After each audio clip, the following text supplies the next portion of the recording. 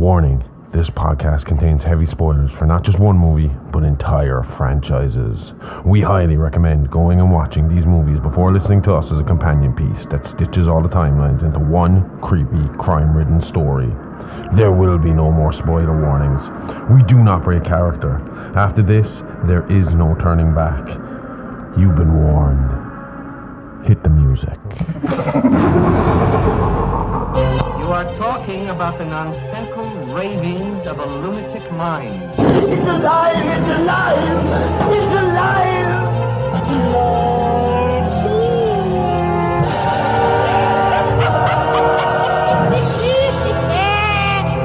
It's alive! It's alive!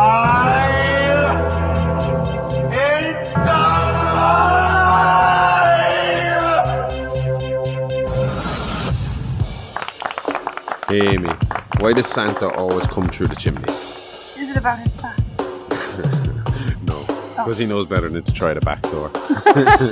Hello and welcome to It's Alive podcast. This is a true crime, paranormal, interstellar podcast covering unbelievable stories that sound like they were ripped straight from the pages of a Hollywood script. I'm your host, the man of many names, the outlaw Harley Ray, the bruiser Bronson, Dr. HR, Smokenstein, THC, or you can just call me Josh for short.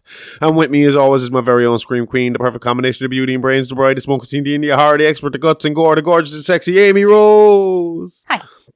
And we're not going to be here for long today. This is just a quick happy birthday message. Or happy birthday, happy Christmas. Happy birthday, Santa. And it's Santa's birthday, not Jesus. Oh, yeah. Oh, for me, it's happy Yule. Because that's more my style. But definitely not happy birthday. Not happy birthday. Well, it could be some people's birthdays out there. Anyone who's having their birthday on Christmas, happy birthday. It sucks for you because people only give you one present. And now Josh wants to sing you happy birthday. Happy birthday to you. But we are not leaving you empty-handed this week because, I just said we're going to be here for a short while, but anyone that's clicked on this file will see that it's well over 3 hours long. So, we've been complaining for the last couple of weeks that we felt part 3 and 4 of our Halloween series didn't kind of live up to scratch. The sound quality was fucked. It was poor. Because I mixed up our mics and because Amy's really soft-spoken. So I gotta turn her up really fucking loud. And even after I turn her mic up really loud, I have to then go into the editing app and turn her up again and boost her vocals to match not that bad. It's not your fault. I just got a really deep voice and you got a really light voice. You got a girl voice, I got a boy voice.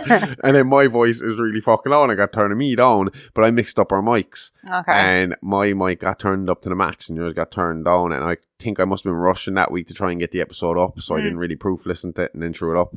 And deleted the old files. Yep. And I know there's other podcasts out here listening to this now going, what did you do deleting the fucking old files first? We're starting out. We don't have that much fucking memory space. I gotta fucking work with what I got here and make space. But we went back and we fixed 3 and part 4. And this week, so you can hear them in full with their intros. Mm-hmm. But this week, we said as a little Christmas gift, we will bring a little Halloween to the festive spirit and give you Michael Myers part 1, 2, 3, and 4 all in one big omnibus episode. So that's what you're getting today. And we'll be back again next week in the new year with a new story. Yep. But we will be still here for, like I said, we're still doing stuff. We're not completely abandoning you either for the holidays. I mean, our Patreon is quiet this week, but we have the mini monsters are up. Mm-hmm. The Creepypasta Crypt is up. And we will talk to you again this Saturday on Say What? That I'm going to stop calling a mini-sode because the last episode was 40 fucking minutes long. Found superheroes. So, happy Christmas, happy Yule, happy Hanukkah, happy Kwanzaa, happy whatever you celebrate. Just enjoy yourself, get drunk, eat loads of food and have fun. And we will see you again next week. Enjoy Michael Myers and Laurie Strode's story. See you next week. Happy Christmas. So, no, unfortunately for us, we are about to start the story about a man who hasn't uttered a word in over 50 years. Not a noise, not a peep, not even a once-off tiny little whisper. Because the subject we're going to focus on for the next few weeks isn't really a man at all. Well, not a normal man at least. He has been called the Boogeyman by many, simply the Shape by most. But luckily for us, while it stayed speechless for all that time, Others couldn't shut the fuck up about him, leading to countless stories, insane fan cults, and multiple medical studies. So we have no shortage here when it comes to source material. I mean, we've said it already. You know, there was a lot released after his death. So yeah, they were very easy to come by. Well, the Smithgrove Sanitarium psych files. Before we get into that, first let's get into the childhood of Michael Audrey Myers and what exactly happened to turn this seemingly shy 6-year-old boy into a cold-hearted, unstoppable, empty shell of a human being and bloodthirsty killing machine. Michael Audrey Myers was born on October 19, 1957 and was the only son of Peter and Edith Myers and younger brother of Judith Myers. The family resided in a 2-story house at 45 Lambkin Lane in the suburban town of Haddonfield, Illinois. Peter Myers has once told Michael's doctors in Smithgrove that they knew from day one there was something wrong with Michael. He recalled how the hospital staff were left stunned by the silent child. Michael didn't make a sound from the second he left the room. No crying, no cute little baby noises, just silence. That would be scary. This got so bad that hospital staff and the parents were left guessing when it came time to feed him, wind him, and change him. For the first few weeks at home, like the parents would regularly have to check and see if Michael was still breathing in his crib. Yeah, but sure, like that's normal. Like I still find myself checking if the lads are still breathing in their sleep, if they're being too quiet. Like standing there not breathing myself to hear if they're breathing. Like I do the same thing. Yeah, but have you ever actually thought while looking at them that they might not be breathing? Because that's how slow and relaxed Michael's breathing was. He was practically motionless. She'd have to go over and touch. Yeah. To see. Put her ear up to him to hear. Oh, I still do that. Serious. My hand on their chest to make sure it's still going up and down. I watch the chest if I'm worried. Yeah. At the time, it was just put down to a strange anomaly. Something he would grow out of. But if you ask me these days, I think he would have been classified as autistic very early on. Here's a little more on why. Age didn't improve Michael's condition. He was 4 years old before he learned to walk and 5 before he finally uttered his first words. Yeah, these days he would have 100% been diagnosed early and treated as a young child. Like, it's great that our understanding of special needs and autism in general, like, it lets us get to kids like this earlier and help them have a better quality of life. Peter recalled that when Michael finally did start to move, it was in an inhuman way, almost robotic-like. Think like, do you know the wrestler Kane? Yeah. The way he moves. That's how Michael Myers moves. Okay. Or the Terminator. The Terminator without personality. I can imagine Michael saying, I'll be back. I can't imagine him ever saying anything else, but that seems to be I've never heard his voice. I've never even heard a recording of his voice, so I'm not 100% sure what that would sound like. Do you know that he was supposed to have walked with? Just imagine Kane from the WWE saying it. Yeah. Like he would for the rest of his life, Michael would exhibit long spells of nothingness. A form of patience, like he was waiting for something or someone to come along and inspire him. This would happen for the first time that we know of when he was just 5 years old, and is also the incident that inspired Michael's first words. Peter said that the family dog, named Rascal at the time, a lovable, playful, friendly pet that loved nothing more than to cuddle up to Michael and lick his face as Michael stared emotionlessly into the void, according to Peter. One day, Rascal was getting riled up at some kids he could see playing outside through the window. Peter said he went to go quiet him down, but before he could get there, he heard Rascal yelp. By the time he got to Rascal's location in the house, he found Michael standing there, Rascal laying lifeless at his feet. It was at that point that an upset Peter screamed, "Michael, what did you do?" Michael simply replied, "Quiet." Then went right back into the void that was his brain. I mean, it must have been incredibly hard for his parents or any parents of a child with autism in the 1960s. Like, there was very limited understanding of the nature of autism in the 60s. Like, it was often viewed as a singular and rare disorder, and there was very little recognition of the wide range of symptoms and abilities that individuals with autism might possess.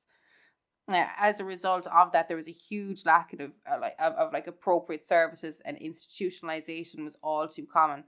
There was an awful lot of social stigma. There was also a pretty shit theory in the 1960s called the refrigerator mom theory. So that's where they thought that autism was caused by the lack of maternal warmth or like emotional bonding.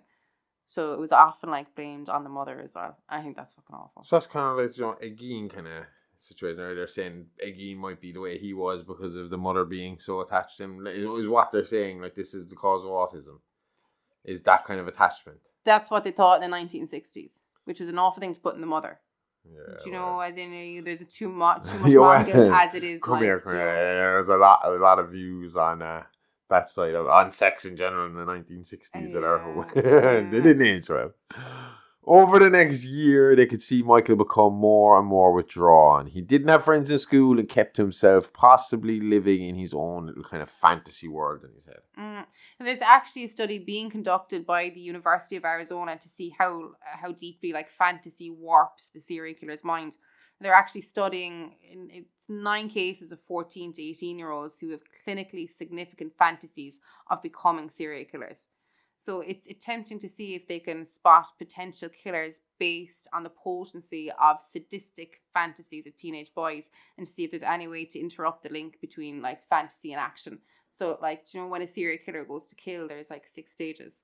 Yeah. And the first stage is when they start to lose their grip in reality. So they're trying to see if there's some kind of trigger that they can stop it like at that point, like before they start to lose it. There's plenty of examples. I mean, I bring him up a lot because again, it was the case I read the most about with BTK. Oh yeah. That guy was in a full-blown fantasy fucking world the entire time he was operating. Mm-hmm. Like, you know what I mean? Like in a like real genuine, like his own fucking universe, like while he was doing it. And a lot of, I suppose, with sociopaths in general not being able to feel other people's emotions, you're going to fantasize your own way of doing things, you know, because you're not worried about the other person. You're not thinking about how it's going to affect anybody else around you. So your fantasy world is going to overtake it, and you're going to have these serial killers who are going to play out those fantasies eventually. Like, do you know? Well. It was a few months after the Rascal incident and just under 2 weeks after Michael's 6th birthday that he would commit the act that would cement his name in time as the living embodiment of the boogeyman. On October 31st, 1963, Micheal committed his first act of murder. His parents were away and he was at home with his sister Judith, who was supposed to be babysitting him but cared more about spending some intimate time with her boyfriend Danny. After Danny left, Micheal, dressed in a clown costume, went into the kitchen, picked up a kitchen knife from the drawer, then walked to his sister's room and stabbed Judith to death. He then quietly walked back down the stairs and into the front yard where he waited for his parents and the police to come and arrest him. From this point until his first escape in 1978, Smithsgrove Sanitarium would become the home of Michael Myers. It's from the sanitarium case files and records that we get much of the rest of our information on Michael's early life.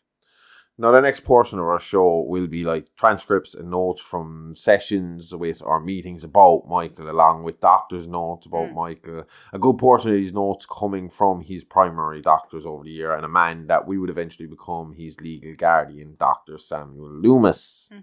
So just a little background on Samuel Loomis. So before becoming a child psychiatrist, he was a soldier in World War II, where at one point he was a prisoner of war.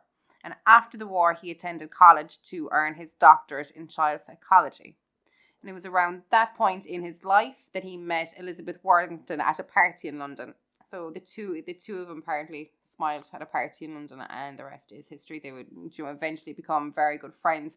They never married, or they didn't really have what you call a conventional relationship.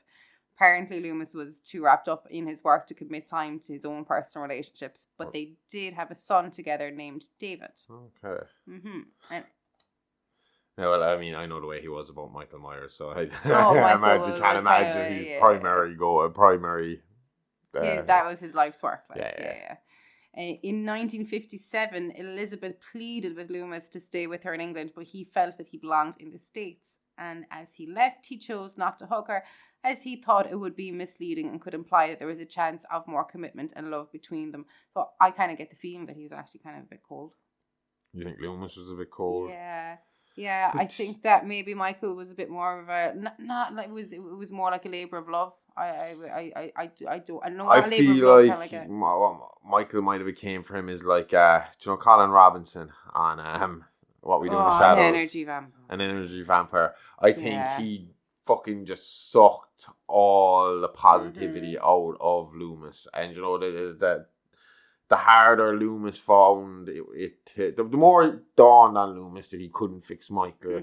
The more fucking downhill he went, and more cold and more separated from life. I think for him to even know in his own head that kind of evil lived in this world was too much for him to show emotion towards anything else. Oh yeah.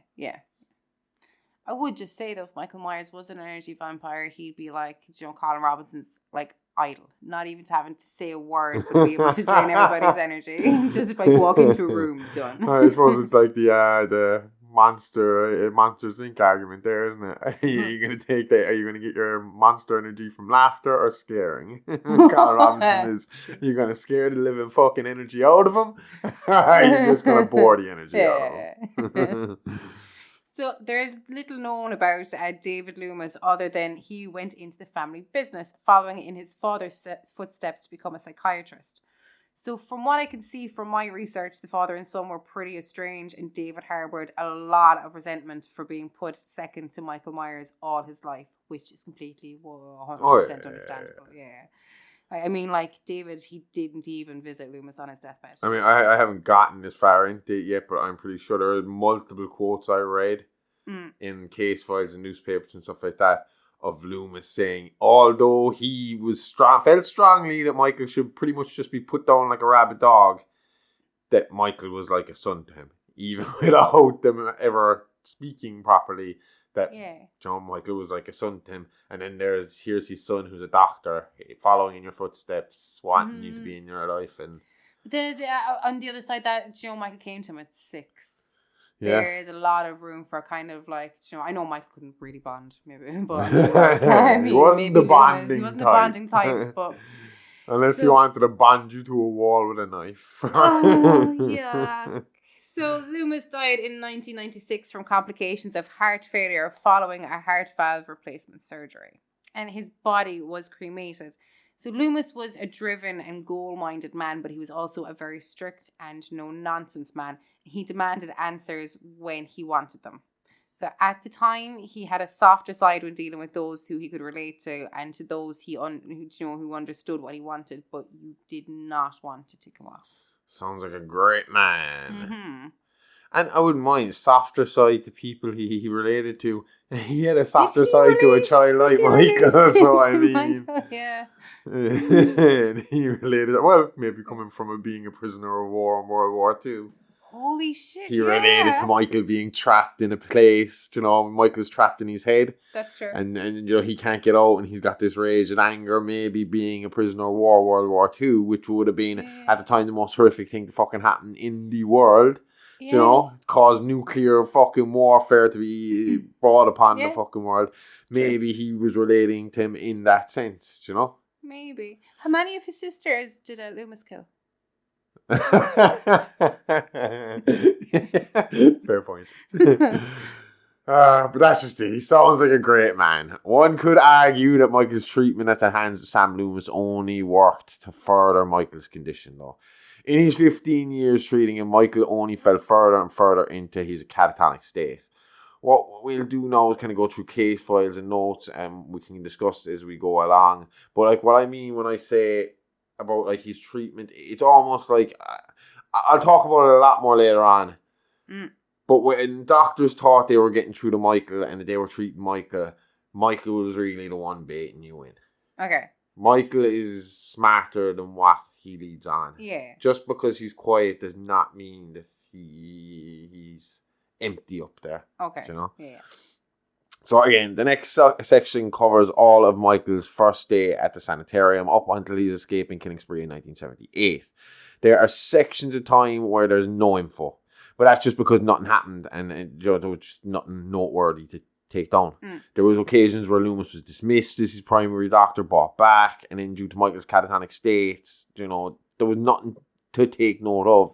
And eventually they kind of put him as a lower class kind of inmate. They didn't worry about him. As long as he was being docile and he wasn't causing any trouble, he was kind of left to the side. But every now and again, someone would, attempt to get through to him. Yeah. And then when they weren't able to do it, they'd call Loomis back in and he'd... Of course, yeah. Take a whack at it. Yeah. Thing is, they would try everything with Michael, but nothing ever worked. Nothing caused a stir in the monster. So once he was docile and didn't cause any issue, they would just abandon his case out of frustration, medicate him, and try and leave him live out his days in Smith's Grove. Right. Loomis knew better, though. Let's get into the hospital notes and transcripts, okay? So this is from his admission notes and court notes from, straight after the first murder, after Edith's death. Okay. So this is exactly what's written down, transcribed. Michael was admitted to Smiths Grove, Warren County Sanitarium by the state after his parents Peter and Edith Myers found that he had fatally stabbed his sister Judith Myers on October 31st. Michael's parents returned home to find him in their front yard, knife in hand and with a blank expression. In a statement by Peter Myers to the head of the Smiths Grove Psychiatric Board, Dr. Adam Vincent, he remarks on Michael's apathetic nature. The following is the previously mentioned statement. Michael was always a different boy. No friends, no affection towards pets, and barely ever spoke. All Michael did was sleep, eat, brush his teeth, repeat. Sure, he had a life outside of his daily routine, but it wasn't much.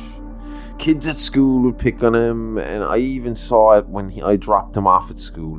But it didn't look like he cared. I just don't understand him, and I don't think I ever will. I hope you can fix my boy, Doc. It won't bring my daughter back, but please fix him.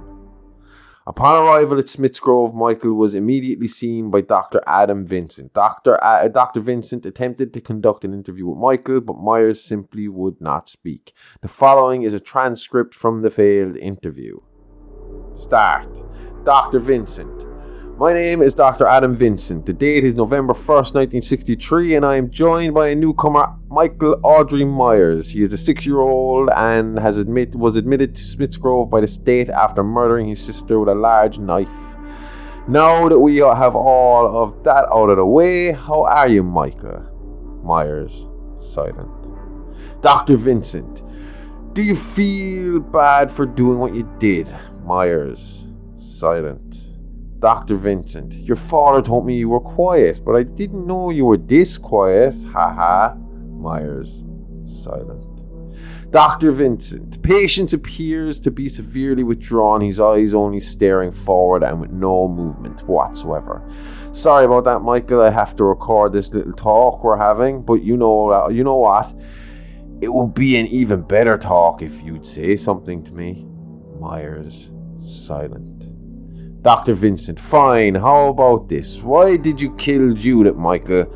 Your own sister. So she was minding her own business and you stabbed her to death with a knife. Why, Michael? Why did you do such a thing?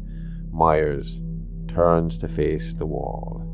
Dr. Vincent, Michael, why don't you look at me? Did I upset you? Dr. Vincent touches Myers' shoulder. Myers immediately removes Dr. Vincent's hands from his shoulders. Dr. Vincent, patient is shutting me out completely. I'm going to have to shut down this interview. If you can call it that. Do you want to say goodbye, Michael? Myers, silent. Dr. Vincent, that's what I thought. Well, goodbye, Michael. End. After a bit of coaxing, Myers, the photographer there, was able to get a picture of with him facing forward. The photographer claimed to cover the flash with a towel, thinking that Myers would be alarmed by the sudden bright light. However, the resulting photo was that of Myers' silhouette, rendering the photo worthless. The photographer cited patient admission guidelines when confronted by Smiths Grove director Thomas Blythe. The photographer stated that nowhere in the patient admission guidelines does it say that he was obligated to take a photo that shows the patient's face. The photographer further argued that Myers was a stubborn little guy, not allowing him to take a proper photo, and said guidelines have since been updated due to this loophole. Myers' admission photo was left as is. So it's basically you can't see his face properly. Yeah. There are later on. I mean, I'll post stuff on Instagram in 2 weeks' time when we're doing kind of near the ending of his story. There's clearer pictures of his face, but most of the ones from the 70s, they're very shadowed, they're very silhouetted. They're going to be up on our Instagram. On November 2nd, Myers was given a mandatory psychological evaluation. Before the state was to decide on whether to keep Myers for a finite time or indefinitely, his mental state had to be examined by specialists in child psychology. Dr. Adam Vincent referred Myers to one Dr. Samuel Loomis, an expert in child psychiatry. Dr. Loomis was given the assignment at 10:31 a.m. by Dr. Vincent, and the evaluation was to take place at 1 p.m. However, the evaluation had to be set back to 2:28 p.m. because Myers was engaging in uncooperative behavior. Myers refused to leave his living quarters. No matter what the staff would say or do, Myers would only sit in his bed, look straight at the wall. As their facility rules, especially in the children's wing, staff are to find any other means of getting patients out of the room before resorting to physical removal. Dr. Loomis eventually came to Myers' living quarters in an effort to get him out through persuasion. According to witnesses at the scene, Dr. Loomis knelt by Myers' bedside, looking up at his face. Loomis, still looking directly at Myers, reached into his coat pocket, pulled out a piece of paper. Dr. Loomis unfolded the paper, revealing to Myers a photo of his house. Myers slid from his bed onto the floor, following Dr. Loomis out of his living quarters. So, do you want to run them through the transcript of their first interview? Because I feel like I haven't heard your sexy voice in a little while. So, yeah. So, Dr. Loomis, it is November 2nd, 1963. My patient Michael is sat across from me. I'm talking to you, pal. And he hasn't uttered a word since his arrival to Smith's Grove Sanitarium. At least, not what we've heard. All right, friend, why have you followed me here?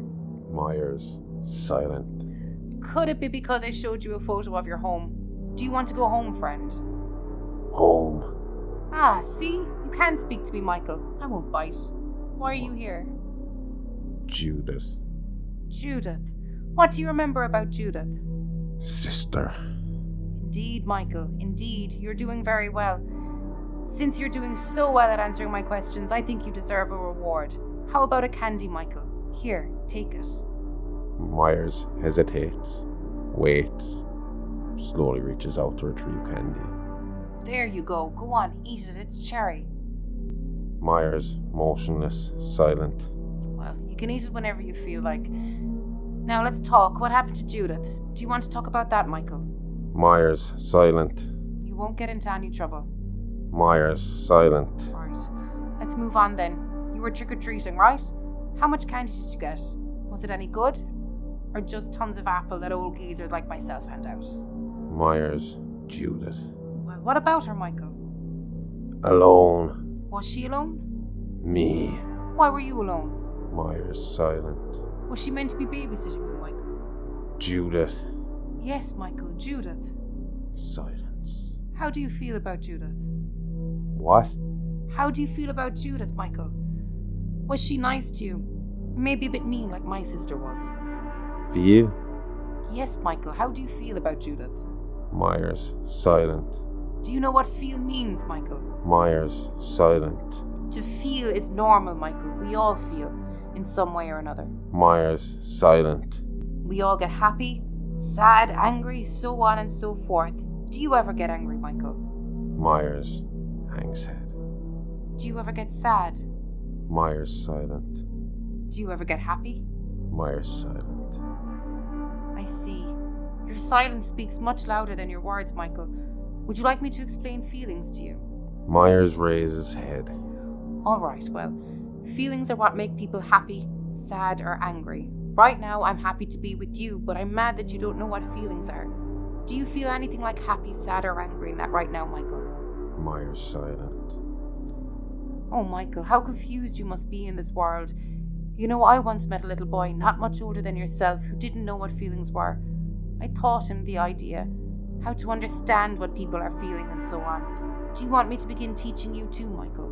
Myers, silent. We can do that later. Right now, let's just focus on this moment. Where are we, Michael? Room? Yes, we're in a room. What colour is it? White. Where is this room? What is this big building built around the room called? Smith's Grove. You're right, Michael. And what's today's date? What number of day of the month of November are we in right now? 2nd. Good job, Michael. You're a bright child. You just need some help is all. Well, that's all the time we have for now, Michael. It was marvellous talking with you, my friend. I look forward to our next talk. But until then, take care, my friend. Myers escorted from room.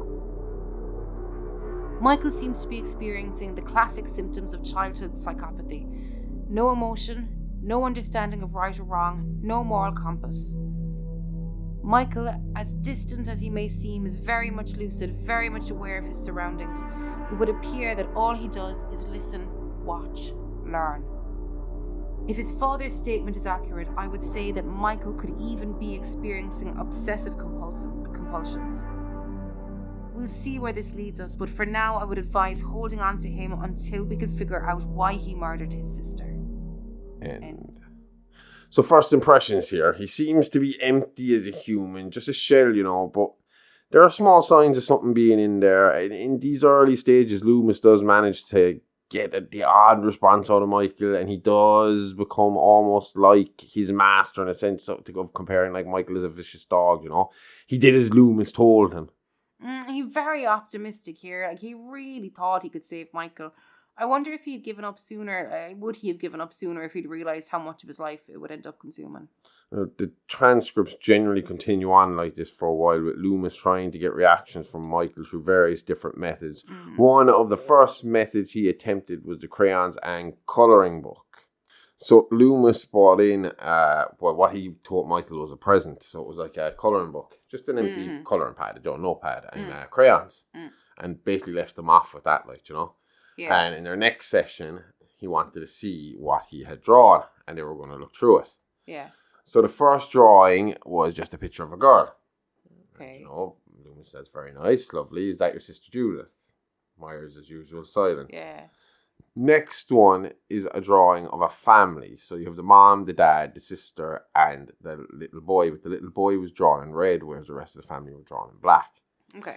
So you asked him about that again, but Myers again silent. But it's noteworthy that in this family drawing, Myers has put himself as a different colour. He's outside of the norm when it comes to this. It's sad when you look at the drawings. The next drawing is a picture of the girl again, still smiling, but covered in blood. Okay. Now, Loomis asked Michael about this. And he was like, why is the girl smiling if she's covered in blood? She's obviously hurt. Why would she be smiling? And this was again to try and get kind of the notion of emotion through to Michael. And, he was explaining to Michael that when somebody's hurt, they'd have a sad face on. Yeah. And that was another thing they tried, was they put like cards out, emotion kind of cards out. And they'd ask Michael, what's happy? And he'd point to basically like putting emojis on a table in front of him in cards form. Okay. It's like, what's happy? And they'd get him to pick, but he just could never get the right emotions, Yeah. And this was again here, Michael, when he was kind of confronted with this girl, she's covered in blood, she's obviously hurt. So she wouldn't be happy, Michael. Why? She should look sad. Michael just did the head cock thing again, a confused dog kind of look off. I don't understand what you mean, So for a number of years this went on, and a lot of the time, as I said before, Loomis was left to his own devices. As long as Michael didn't hurt anyone, what harm were they doing? And who knows, maybe Loomis would do the impossible and crack the enigma that was Michael Myers. I mean, Michael was a pretty patient guy. He was happy to go along with the routine, like while he waited, for whatever it was he was waiting for. So that kept the men in charge happy, and it gave Loomis a lot of freedom. So over the years, Michael, he had a few visitors outside of his doctor, especially Dr. Loomis, but his father did come to visit him once. Okay, yeah, that's a good one. So Peter visited Michael on November the 10th, 1965. And in order for Michael to be allowed to see his father, he had to cooperate with a few mandatory shakedowns of his living quarters and his person by the orderlies. And then he had to go to physical afterwards with the Smith's Grove physician. So no cause for concern was found on either occasion. Okay. So Peter, he brought this card with him from Michael's 5th birthday. And on the front of the card, Michael had kind of, blacked out the face of the youngest kid on the front of the card. So there was like 2 boys and a girl. And then the youngest boy had his face completely blacked out. So kind of similar to the red child next to the black family. Is this? Yeah. Exactly. So that was kind of, he was brought in by Peter to try and get a reaction from Michael. But there was no initial reaction from Michael. It was just the usual. Yeah. Myers, silent. It does go into reaction. yeah, exactly. But so when he was asked by Loomis why he defaced the card, when Michael was asked, there was no response. And that kind of pissed Peter off a bit. He started getting louder and started demanding answers from Michael as to why he'd killed Judith. So he was like shouting that he was evil and that there could be no salvation for him. That word pisses me off. Yeah. Fuck off. Sorry. It's terrible what happened. It would be a terrible thing. We have 2 kids. Yeah. If one of them killed the other, it would destroy us. Yeah. Because you lose both your kids in that scenario. But I would still be visiting my other child in the hospital every single fucking way. Every day if I could. I don't think I'd ever give up. I'd never turn to my child's evil. You'd never give up hope. No. These 2 were very quick. So I would ask you again, what was there, Mike? What was it about Michael Myers that made people around him just sense that there was something not fucking right there? That there was no hope. And why could Loomis not fucking see it? Why is Loomis he did eventually. The only trained guy that took him how long to see it? I know. He got there, but hence we're going to see why. Let's go. So Loomis tried to get the situation back under his control, telling Peter that evil was a human construct, but nothing could change Peter's mind. And he continued on his rant, demanding that Michael looked at him. So Michael did look at him, but at the same time, he took a pencil from his notepad, which had been it was included in the crayons in the notepad, and he jammed it into Peter's throat. Oh, fuck. Fatally wounding him. Yeah. So about 8 months after having killed his father, in which time Michael did not speak a word. Shock, fucking horror. He began, for a 6-year-old, he began cognitive assessment sessions with Dr. Loomis. So this was hold on, before you keep going, people who don't know, we have a 9-year-old and a 5-year-old. Mm-hmm. Once those motherfuckers realise how to work out how to talk, let's not just call them the MF they words, do not Josh. Shut the fuck up. Ever. We got one of them who just talks in his sleep all night long. All night long. And whatever the most popular video game is, that's what you're going to be listening to. If I hear Roblox one more time, if I hear Minecraft one more time, I've never thought anybody could make me not want to know about Super Mario. But you know what? When you cancel it out with the funny things like, them pretending to fly when they're asleep and stuff like that. It's oh, God. Yeah, they do funny stuff. I joke. But Jesus Christ, the fact that this kid is 6 years old, did not speak. Mm-hmm. That is just to put it into perspective, one of ours could come to us and I'd be reading something like, right, give me 2 seconds. Okay, so anyway, it's like, oh God.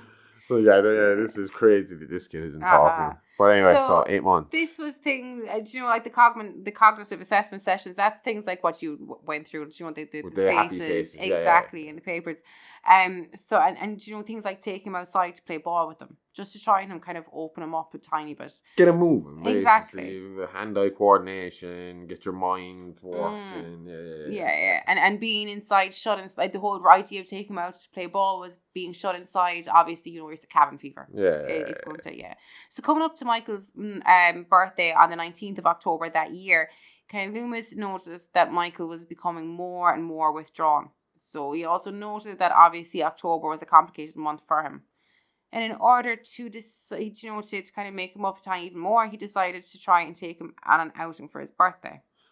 I will just stick in here one little thing, because they were giving him this outing for good behaviour as well, because Michael wasn't causing any trouble in the area. And people might ask, what about killing his fucking father not so long beforehand?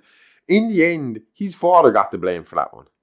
Oh, his father will get the blame for that one, but I will just point out as well that Smith's Grove had a policy That and even with the level of restriction that Michael was on, like Loomis fought hard to bring him out. Like there was level of restriction, but like Loomis read the fine print to a T, and he fought like. But when it comes to like him not getting in trouble in this murder that he committed of his fucking father, it was seen as his father antagonized a child that he knew was already had a tendency towards this. So it was the father's fault in the end, and Myers wasn't actually in trouble for that one. Exactly.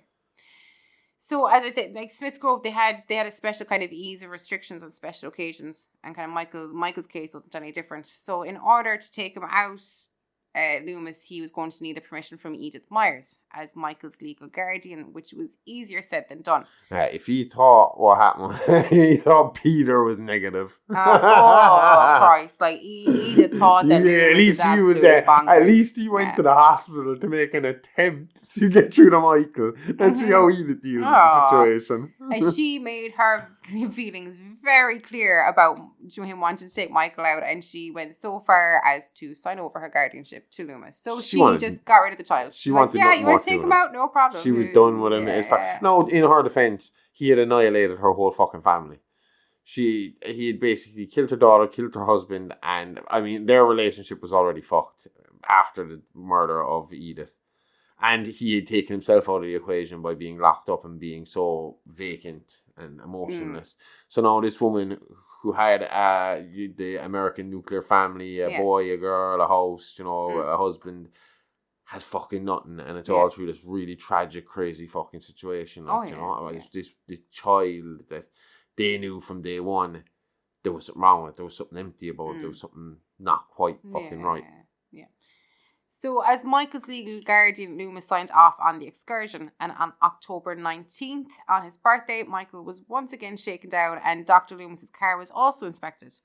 And again, there was no cause for concern. So they had a 2-hour window to take Michael out, and they were extremely strict about that. It was like, he's not back within 2 hours. Law enforcement is getting involved.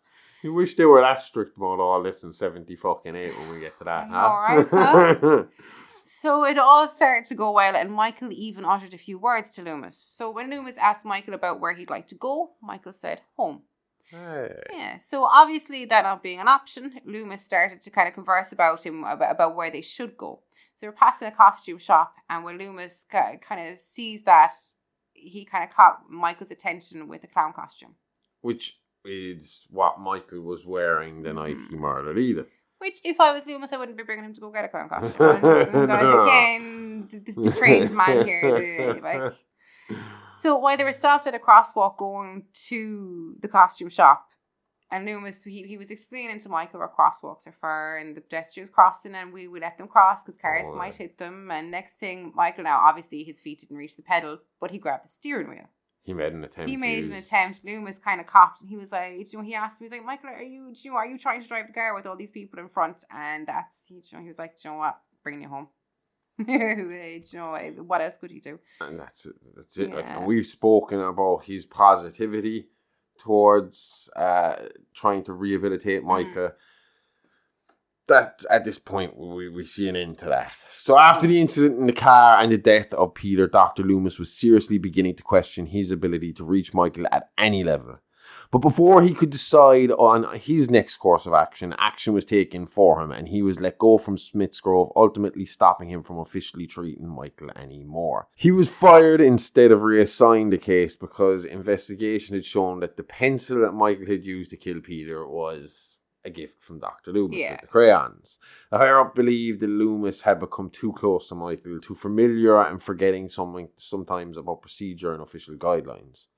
Loomis's relaxed approach to the usually docile Michael resulted in a man's death, and that couldn't go unpunished. Plus, his peers felt he had his shot at Michael, and it was time for him to move over and let someone else take a look at the dark and twisted mind of the boogeyman. But who would have the balls? So Dr. Parker would, and he tried first, but he was met with silence, as was every other doctor's attempt for years. Myers, silent. So Michael became what everyone always said he was, a machine. He moved aimlessly along the sanitarian routine, taking his meds, going to exercise time, although he didn't really take part much. I can see him like in aerobics, just moving his arms. I read like from doctors' reports that he was actually taking, before he was brought out to the exercise yard, they would have physicians come in and, I think it was in Return of the Living Dead, they showed when they went into the morgue to talk to the doctor. Yeah. And he's moving the body parts of the dead body that he's working on. They're like, why are you doing that? It's like, to work out the rigor mortis. Yeah. And they literally used to have to do this with Michael. Michael would sit so silently and so fucking impatiently. A physician would have to come in and start moving Michael's arms and moving his legs and moving him and getting him warmed up to actually get him up and out of the room to walk. I would not want that job. Oh, fuck no. No, I don't. But again, see, to them it didn't, because he wasn't. To them, he had killed his sister and his father. Outside that, he had been the perfect fucking patient. He's not screaming at night. Yeah. He's not fucking roaring. He's not hurting anybody. When you ask him to do something, he does it. He's just quiet. He's silent. He's empty. He's just I'd have felt sorry for him if it was a carer for him. That's it, like, you know. So he was, he made regular like medical visits at the time as well. He was even taking part in arts and crafts, and the rest of the time, as you said, he just sat and stared and waited patiently for something. And funny enough, in arts and crafts, it was always paper mache masks he made. Yeah. That's the thing about Michael too. He didn't like the sight of his own face. Like, he kept his hair long, draping it over his face when he was forced to take off one of his homemade masks. At this point, you may be asking, what the fuck is Michael waiting for? Michael waited 15 years in Smith's Grove, waiting for the doctors and the staff to lose interest, to assume he was mentally gone, catatonic, docile, not a threat to the world around him, and that patience would eventually pay off. But before we get to that, we have to be a little more patient and talk a little more about Dr. Loomis and Edith Myers. The thing about Loomis's firing is it came at the right time for Loomis as well as everybody else. The force of Michael's sheer evil aura was proving too much for the aging war veteran, and although he couldn't see it while he was in the middle of it, kind of like not seeing the trees when you're in the middle of the forest, his distance from Michael allowed him to reevaluate the case and his mental health that was associated with it. Between Peter's murder and the incident in the car, Loomis felt like a failure. It had been 15 years and no progress. In fact, all that had been proven over the 15 years was Michael was incapable of any emotion outside of violence, and that he could wait an innumerable amounts of time doing absolutely nothing until you let your guard down. Every time the same result. Michael would stay silent, time would progress. Michael would be forgotten, then Michael would attack. Loomis believed now that no real soul resided in the body of Michael Myers, and that behind his black eyes were nothing but pure, unadulterated evil. Although he had spent 8 of the last 15 years trying to treat him, now that he was not his doctor but still his legal guardian, Loomis was determined to ensure Michael never got released from Smith's Grove, and was horrified to find out after years of being in a catatonic state, Michael had been downgraded to low risk. A quick quote from Loomis on Michael. I met him 15 years ago. I was told there was nothing left. No reason, no conscience, no understanding in even the most rudimentary sense of life and death, of good and evil, right or wrong. I met this 6-year-old child with this blank, pale, emotionless face and the blackest eyes, the devil's eyes. I spent 8 years trying to reach him, and then another 7 trying to keep him locked up, because I realized that what was living behind that boy's eyes was purely and simply evil. During this time, Loomis had stopped visiting Michael as a guardian as well, choosing to purge himself of Michael completely for his own health and sanity. Michael stayed low risk for a good 3 or 4 years before, in early 1978, another quack decided to take a whack at him. This time it was a well-respected and senior on-staff doctor at Dr. Webb. Webb had long been a detractor of Loomis's, thinking he was overblowing the Myers situation and that the right treatment just hadn't been discovered yet. So, on September 19th, 1979, Michael was to have another session, the first in many years, and this time Dr. Webb would conduct it himself. He would give it one more shot. He'd try to treat Michael, and if he failed after that, Myers would just get relegated to a doped out inpatient for life. Forgotten about, just another wallflower at Smithsgrove. This is how that meeting went. So this is an incident report from Smithsgrove about the situation. I'll tell you what happened afterwards from Wilbur's own point of view. And it was a good point of view. Okay.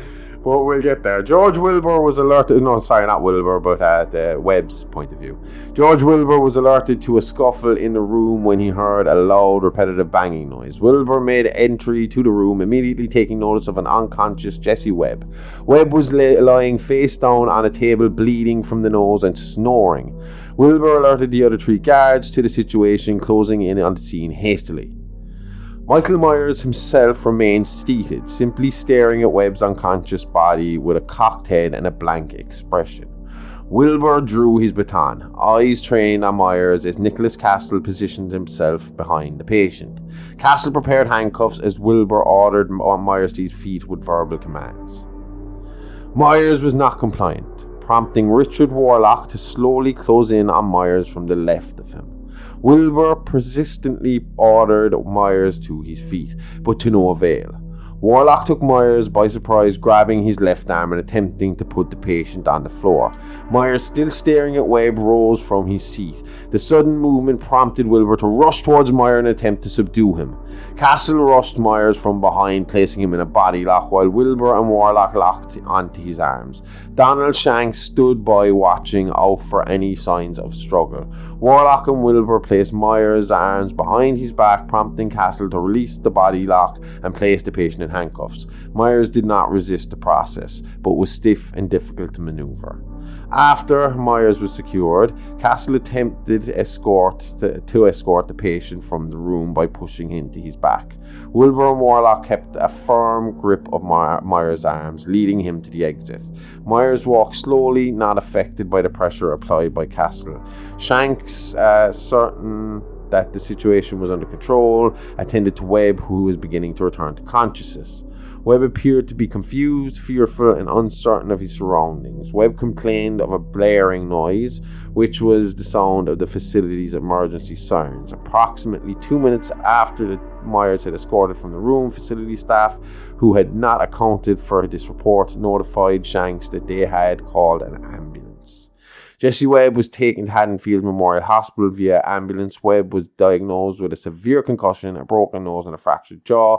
Additionally, Webb lost one tooth, which perforated from his upper lip. I got it. Myers was temporarily placed inside a straitjacket and locked inside his living quarters. Upon review of the tape from Webb and Myers' session, it was concluded the patient was intentionally antagonized by Webb. Webb was placed in a temporary paid leave from Smithsgrove's Warren County Sanitarium. Myers, being a victim of abuse of power, was clear of any wrongdoing. Myers' actions were cited as self-defense efforts of a mentally disturbed man by Thomas Blight. Thomas Blight was the head guy here. Yeah. And this is exactly the same case as his father. Webb went in there with the attitude of, I'm not going to, Loomis was good cop, I'm bad cop. I'm not fucking putting up with this bullshit. You're going to fucking talk to me, Michael. You're going to fucking take responsibility for what you have done. Yeah. And I'm going to make you take responsibility for what you've done.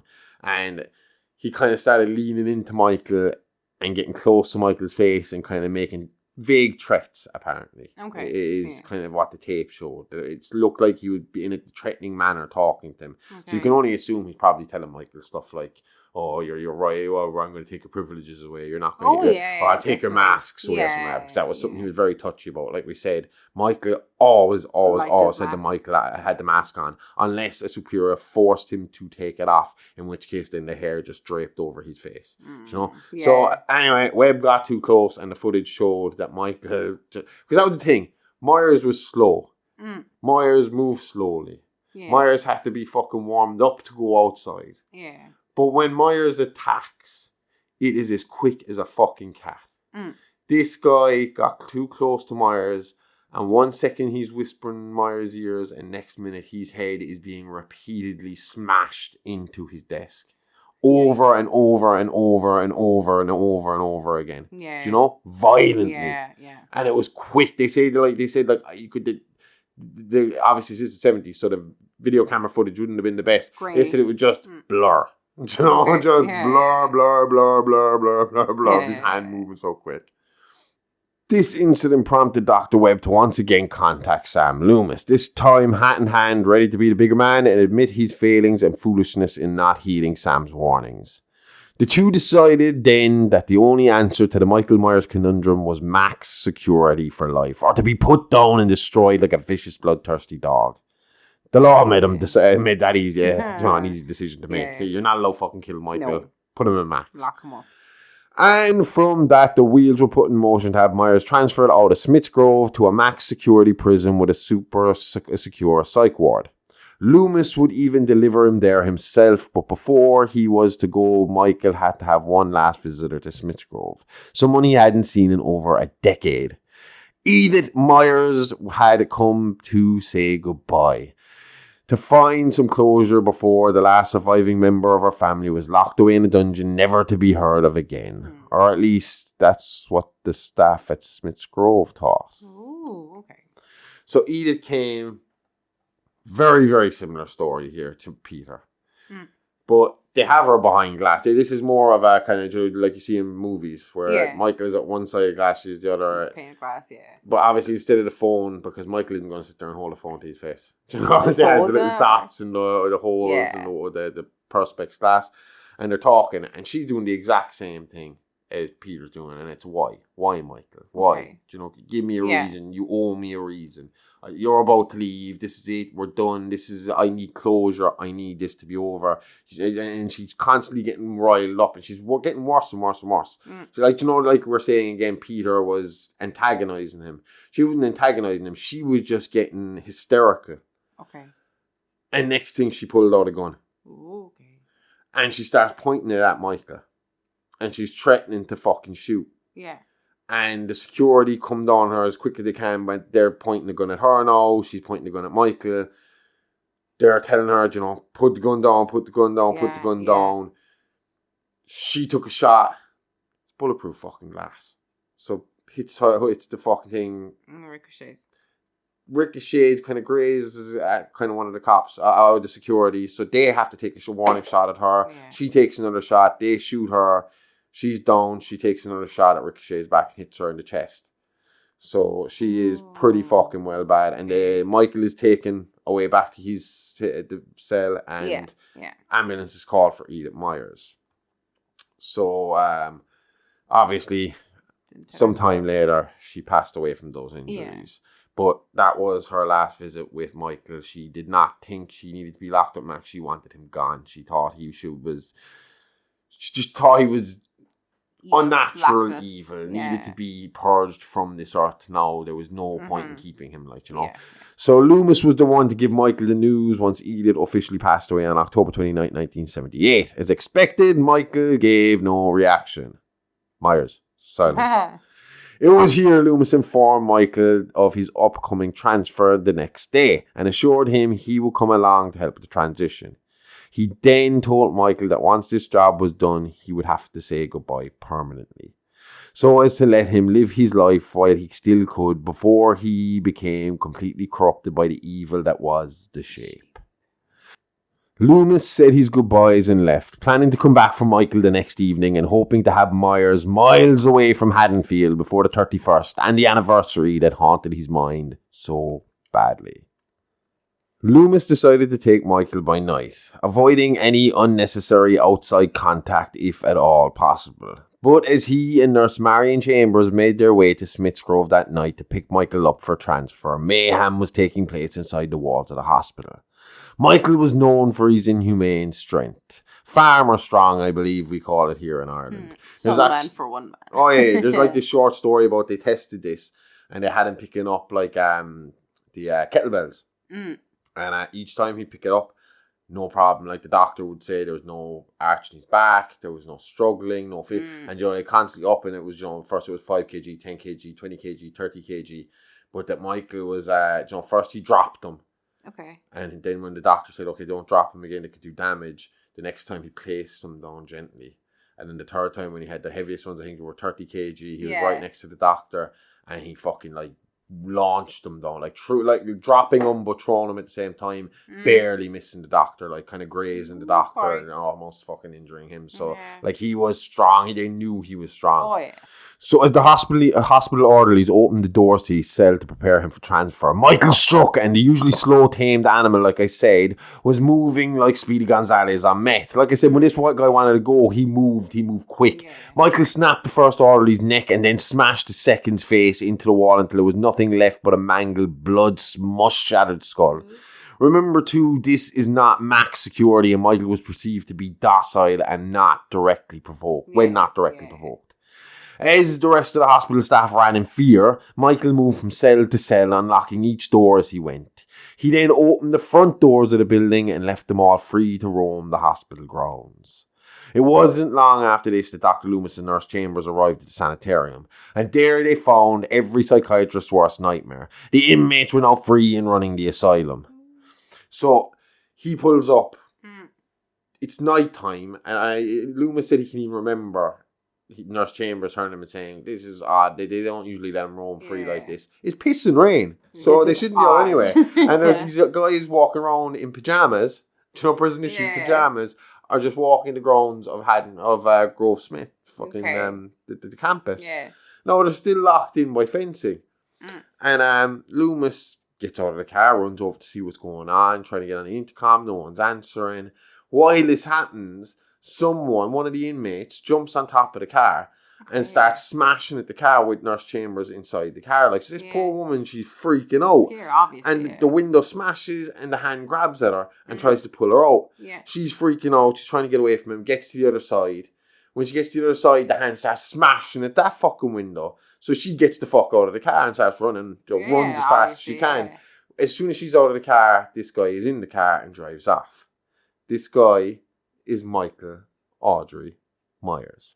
He took off flying down the road, leaving the Nurse Chambers and Dr. Loomis standing in the pissing rain with these lunatics roaming free, not knowing what the fuck is going on. But Loomis said before it was even confirmed to him, he knew it was Michael that had escaped that night. Yeah, he was 100% sure. Certainly. He knew it at this point. This is what Michael had been waiting for: the opportunity, the chance to get away, and he knew exactly where Michael was going. He was going to Haddonfield, and on his way to Haddonfield, he committed one more murder, killing an industrial worker named Christopher Hastings and taking his great jumpsuit and coveralls, just so that he could get rid of his own prison or hospital issued PJs. Yeah, it's killing me. Like, how the fuck did he learn to drive? He's 21 now, but he's been locked up since he was 6 years old, right? So, like, do they have driver's ed in Smith's Grove? Maybe he was paying more attention to Loomis on the birthday trip than old Sam thought.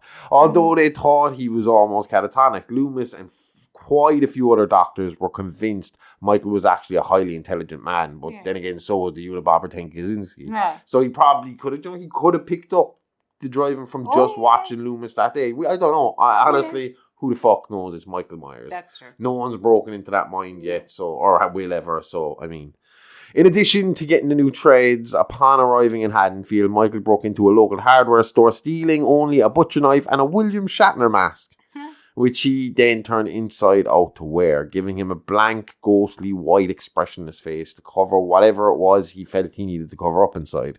He also stole the headstone from his sister's grave, which Loomis had found missing when he went to go check that headstone just to fucking convince himself 100% that he was right, he was Haddonfield, even though he had found Michael Myers' PJs on the fucking way, Yeah. So once he knew that gravestone was there, he knew Myers was there. Okay, so this is it then. We're finally here. Yep. Nice. We're here. October 31st, 1978, the night Michael Myers came home. In 1978, 17-year-old Laurie Strode was a kind-hearted yet introverted girl who attended Haddonfield High School with her friends Annie Brackett and Linda Vanderclock. So Laurie was shy and bookish, and she did not share her friends' overt personalities. She always claimed that her brainy ways kind of scared boys away, which accounted for her sparse dating history. So on October 31st, her father asked Laurie to drop off a set of keys to the old Myers house, which had been on the market for a pretty long time. What Laurie didn't know was the old Myers house wasn't unoccupied anymore, and as she delivered the keys as her father had asked, a shape watched her from inside the window. Maybe she resembled Judith in some way, maybe it was just being the same age.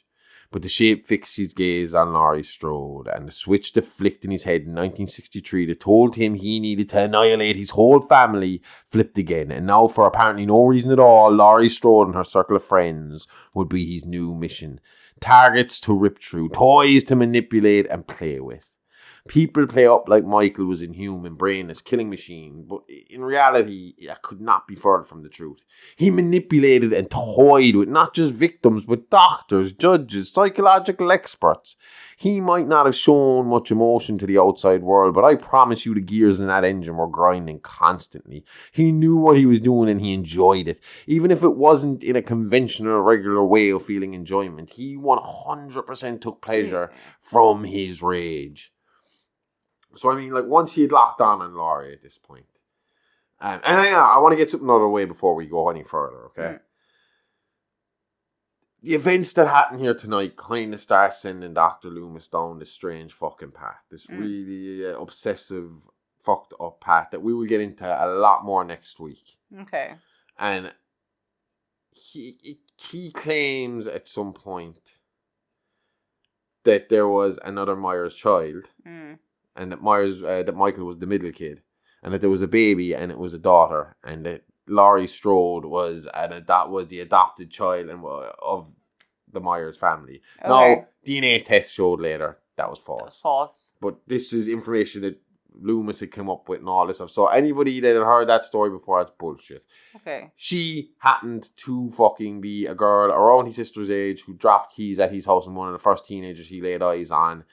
When he got cabin fever, that morning. So I compared Micheal already to being like the Terminator, Goal in mind, he is going to track down his Sarah Connor, So he was locked on Laurie, and Laurie will tell you herself that she continued to see this man throughout the day. Now remember, it's Halloween, so people are in costume.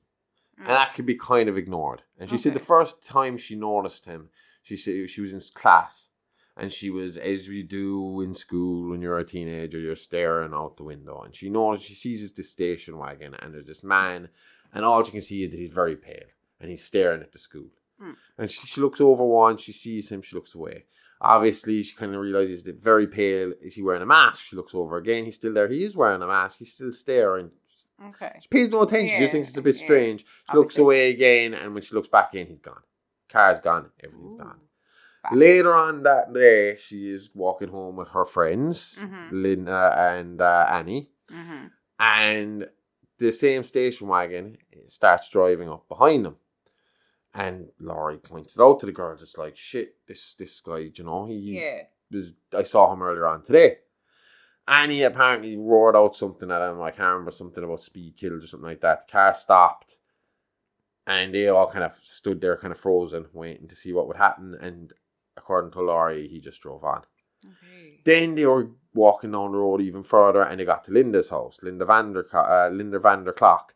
Every time I hear her name, I just think she's the daughter of the band Deck Clock. I can just picture her going home and the 5 members of Deck Clock being her, like the 5 dads. Yeah.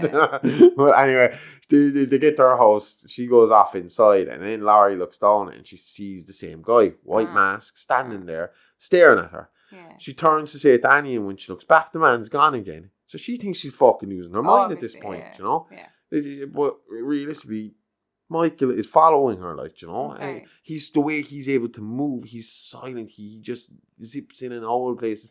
No one understands how this guy who could spend so fucking long not moving could be so nimble, so quick, so quiet. Yeah. To the point that then she got home herself and she claimed she was looking out the window and there was sheets blowing in the wind and she swore to fuck that she saw him in those sheets. She said the sheet blew, she saw him, when it came back he was gone.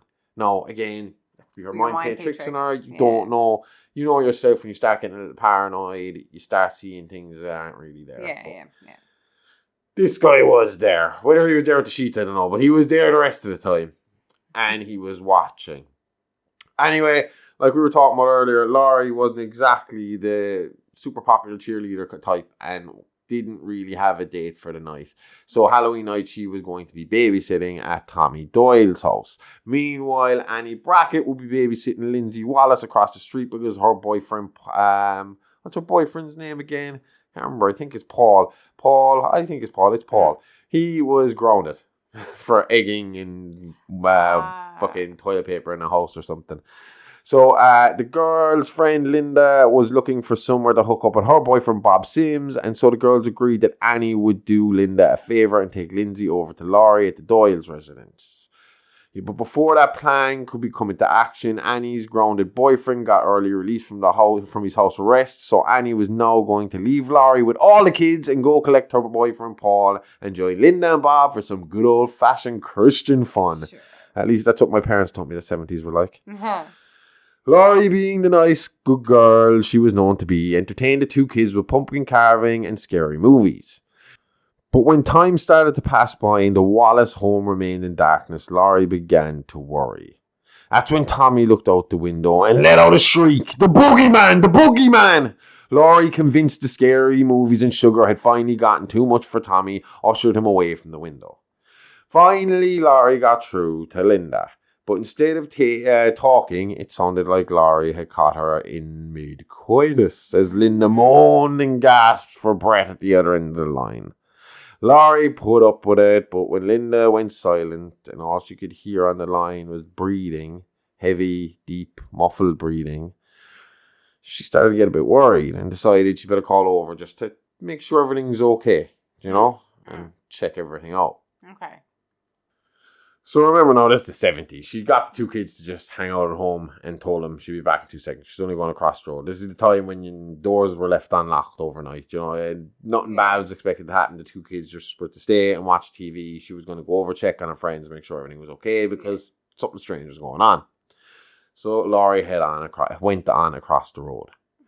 When she got into the house, it was, as I said, in darkness. Yeah. And she was calling for Annie and for Linda and for Paul and for fucking Bob, and no one was answering.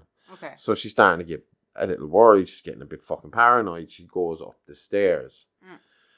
She heads up the stairs, starts looking through the rooms, and she finally gets to the master bedroom. Okay. Where she finds Annie, who she thinks is sleeping. But at the head of Annie's bed is a headstone. The missing headstone of Judith Myers. Ooh, and when she got closer, she could see that Annie's throat had been slit and that she was obviously brown braid. And now sitting here as almost like a tribute to the slain sister of Michael Myers. Yeah. As she turned around, I believe it was Paul or Bob. It was Bob. Bob came swinging on in after being stabbed in the chest by Michael Myers. He was left hanging there upside down in a closet. They found in the house later on in the investigation, they found a stab wound, or a knife wound with a blood pattern, and it was high up. They reckon like it was his blood as well when they checked it out. He was like lifted in the air and stabbed and hung by the chest from the knife by Myers. Then she turned around again, only to find Linda pretty much fucking boxed up into this little closet fucking thing, all smashed up and dead. So she panics, she backs up, and she starts to back away. She said she couldn't see much, it was very dark. But then she noticed it, and out of the darkness she could see that pale white mask start to form. And it got closer as it came out of the darkness and towards her. So it came towards her, slashing at her with a knife. Managed to kind of just damage her fucking shirt a little bit, but knocked her, and she went over the top. And do you know the way the top of our stairs is? We have that kind of, as they call it, a gallery. And you have the spindles and all that, and then you can go down the stairs. She kind of fell over the kind of spindles, the banister and spindles of the gallery kind of area, and down the stairs. She was lucky not to fucking break her neck. It was a big fall. Okay. But, you know, fucking adrenaline is pumping. All her friends are dead. There's a psychopath after her. She gets up. She gets moving. She runs across the road as fast as she can before this guy can get down after her. Because although Myers moved quick when he wanted to, 90% of the time, this guy just stalked you. He walks slowly behind you. He'd let you fumble and fall, and he'll get you when he's ready. You know? Yeah. He'll get you at his pace. That's how confident this man was in his ability to get to you and murder you. Okay. So she bolts across, gets upstairs, tells the kid they gotta go hide. The boogeyman's coming to get us. Go fucking hide. So she locks the kids in one room and she runs into another and gets into a closet. But before she does, she opens up a glass door to a balcony, trying to trick Myers into thinking that she went out over the balcony and to escape. Okay. Again, Myers ain't no dum-dum. Yeah, of course, yeah. Do you know, as soon as he walked into that room, he ignored the open door and walked straight for the closet. She jammed the closet closed locked from the inside, so he is banging at it. And this man has unbelievable strength, and this is just an old fucking light wood, MDF kind of shit. And he is beating at that wood.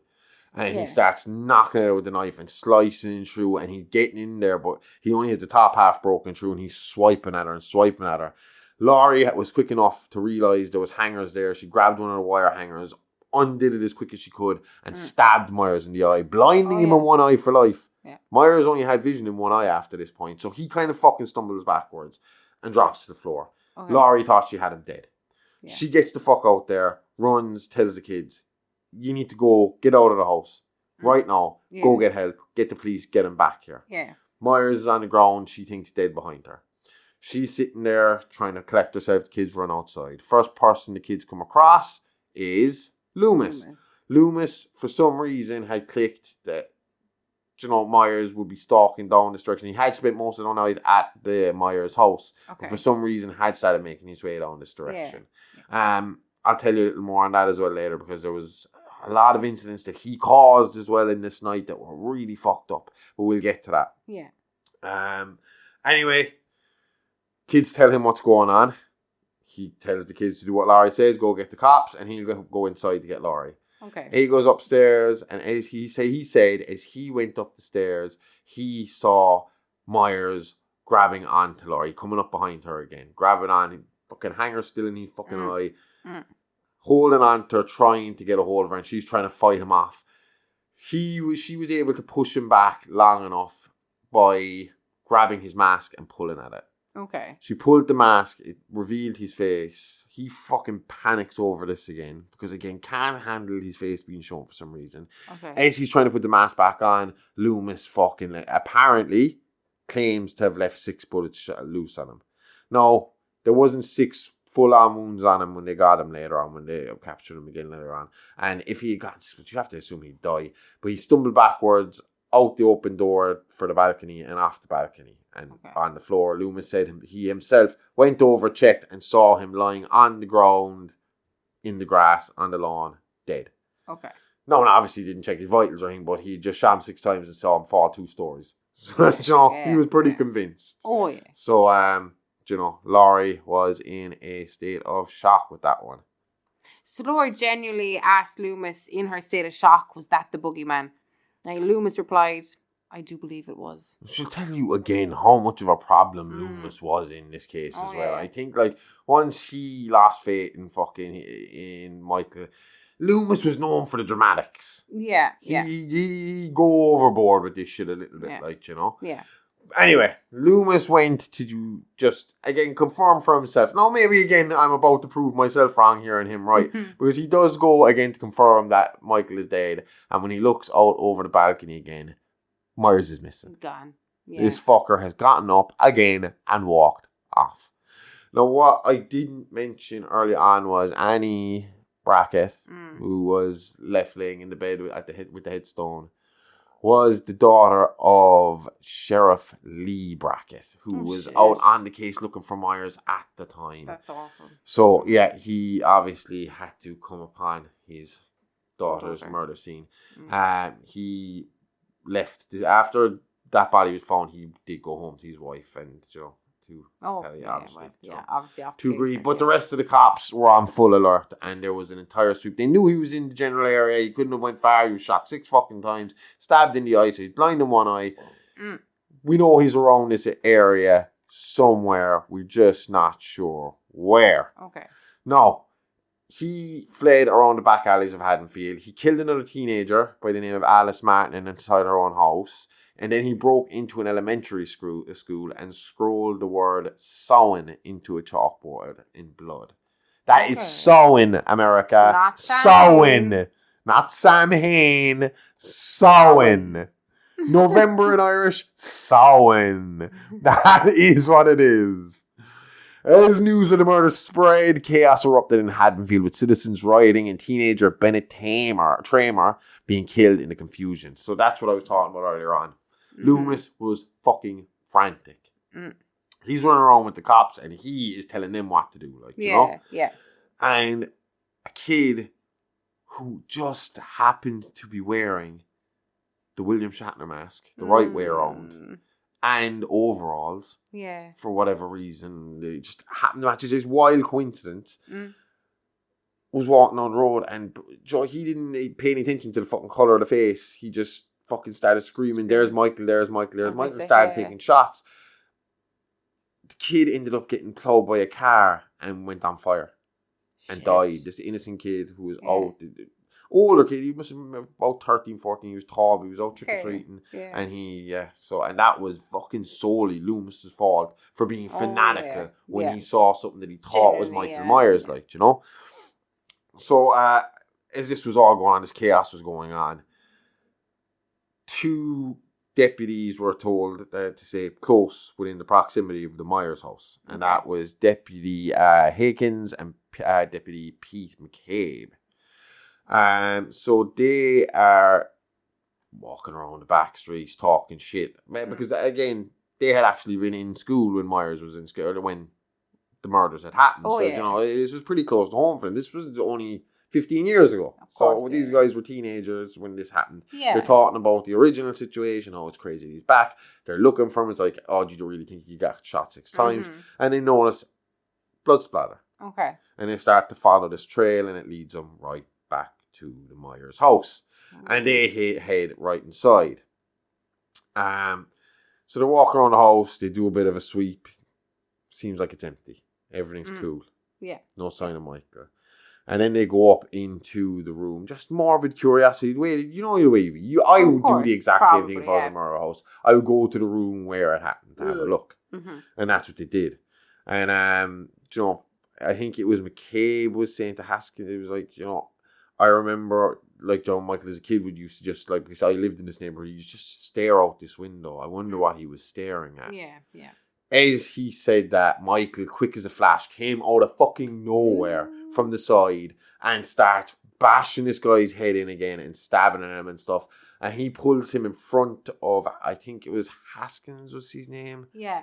And Haskins can't get the shot off. And Michael has this guy in front of him using him as a human shield.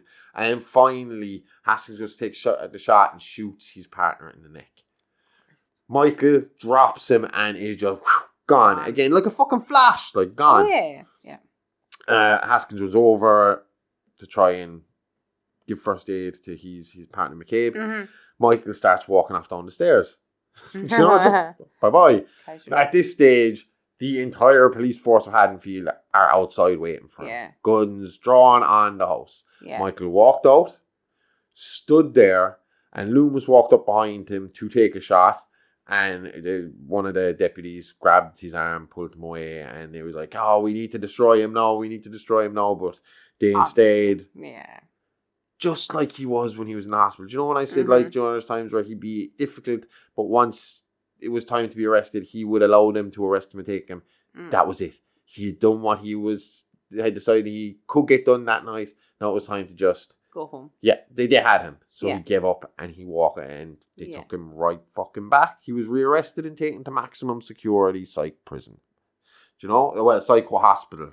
in a prison, Okay. where he remained again patiently, emotionlessly, and apparently empty for 40 more years. Once again, docile to the untrained eye. But deep down, it ate at him. The one that got away, the one that took his eye. So he would sit and he would wait. Once again, play the quacks for fools, and eventually he'd get his prize.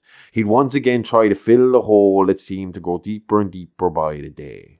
40 years he waited to get his revenge on Haddonfield and Laurie Strode. Hey, you! Yeah, you. You like the podcast? Want some more? Then head on over to our Patreon page, where for just €5 a month you get up to 12 extra shows in that month, along with piles of minisodes covering fun facts from the world of horror and true crime. Each week we drop multiple shows such as Real Monsters, where we look at the inspiration behind the movie Killers, or Behind the Mask, where we take a look at the influential people and happenings in the world of Hollywood.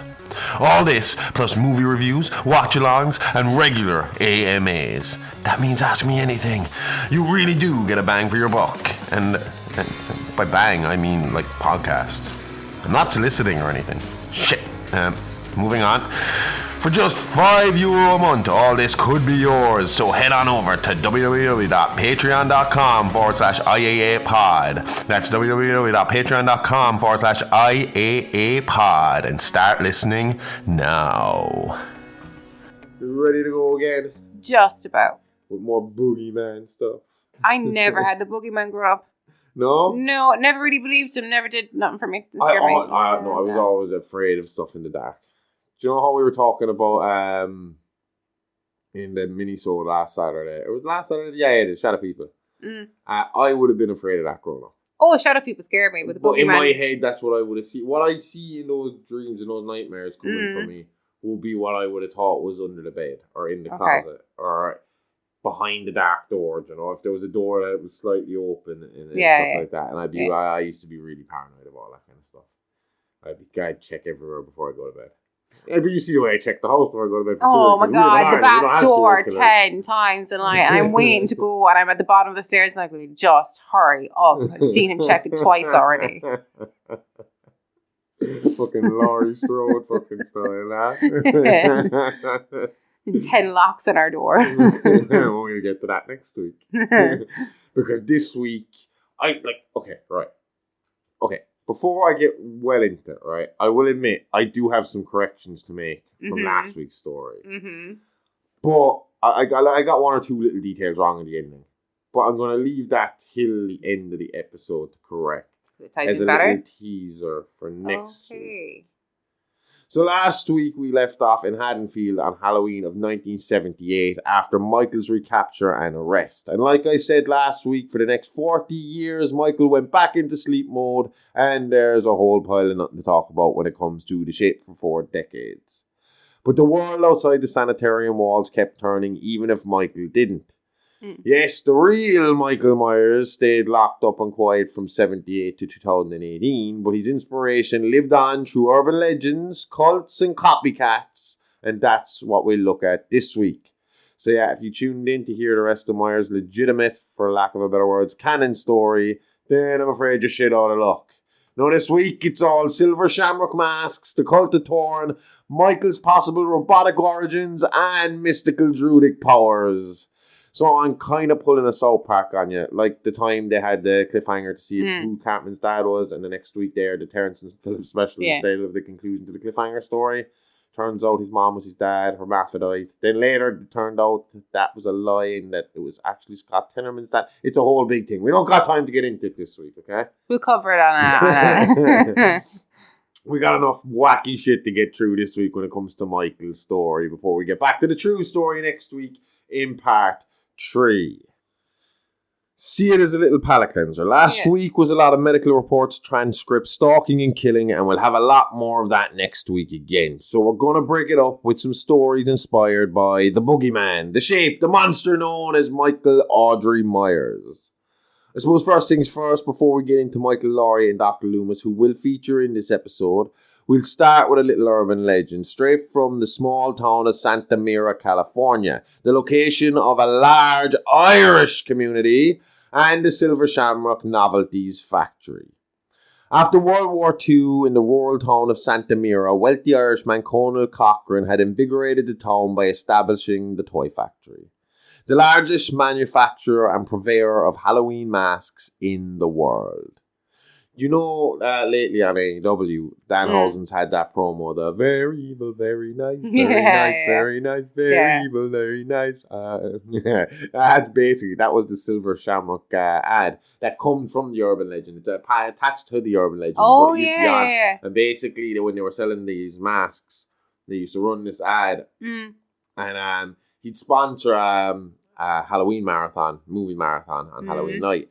But to build up to it, the masks would run adverts every day. So on the way up, Joe would be like, 8 more days till Halloween, Halloween, Halloween, 8 more days till Halloween, Silver Shamrock. Okay. And it's happening every day until the build up to Halloween.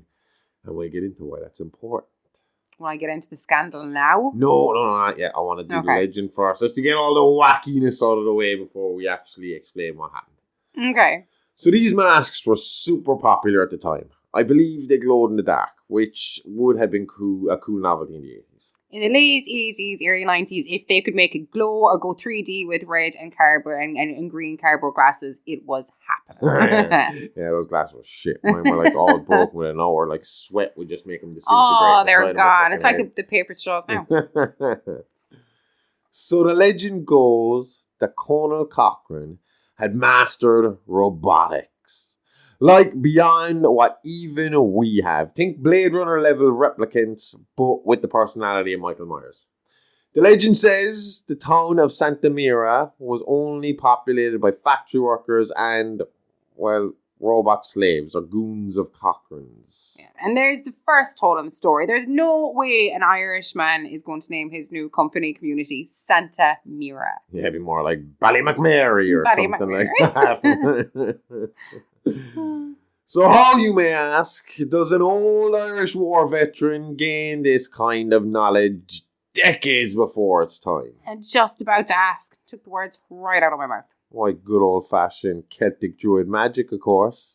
Ah, yeah. Sure, we all learned that over here. It's part of the curriculum. Ancient robot magic. Giving my pagan people a bad name again. First, the whole storm of the capital thing. Then Summerile. Now my whole belief system's going to need a PR firm by the time this is all over with.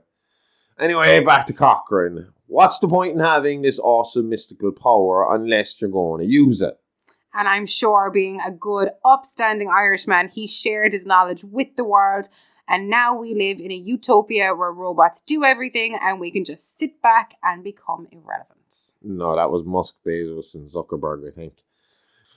Norman Cochrane was old school, and instead he made Halloween masks with robotic tags on them that will be triggered by the Silver Shamrock TV advert on Halloween night. Rumour has it, Cochrane was mixing ancient druid magic with modern science and had robot scientists working round the clock to perfect the signal that would tap into the mystical Celtic rune symbol of Thorn. More on that really soon. And trigger the tags on the mask, causing the kids to murder their parents before dying themselves. Want to tell them what really happened? Yes. So everything Josh said up until the word scandal was true. Conal Cochrane was a World War II veteran who did reinvigorate the town of Santa Mira by establishing the toy factory and the largest manufacturer of Halloween masks in the world, Silver Shamrock Toys and Novelties.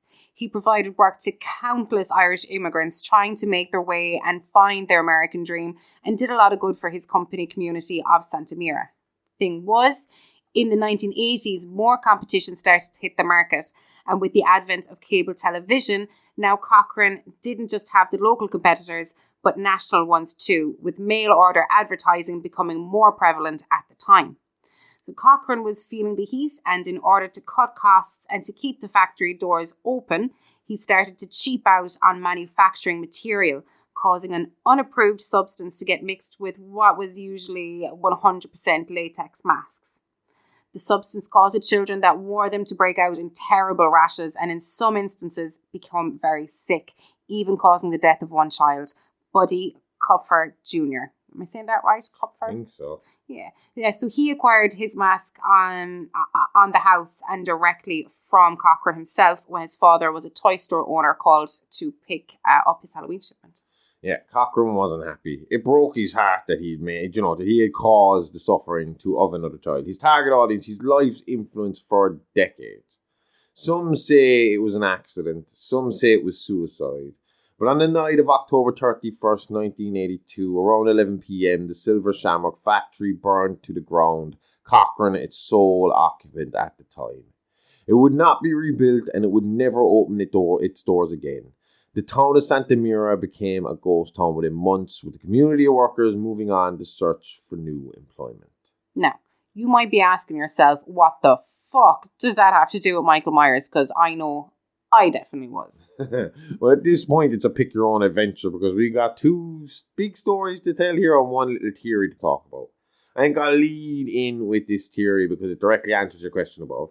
Then we'll look at the cult of Thorne and Loomis before we jump over to 1998 and the copycat killer that struck in California to mark the 20th anniversary of the Haddon Massacre of 1978.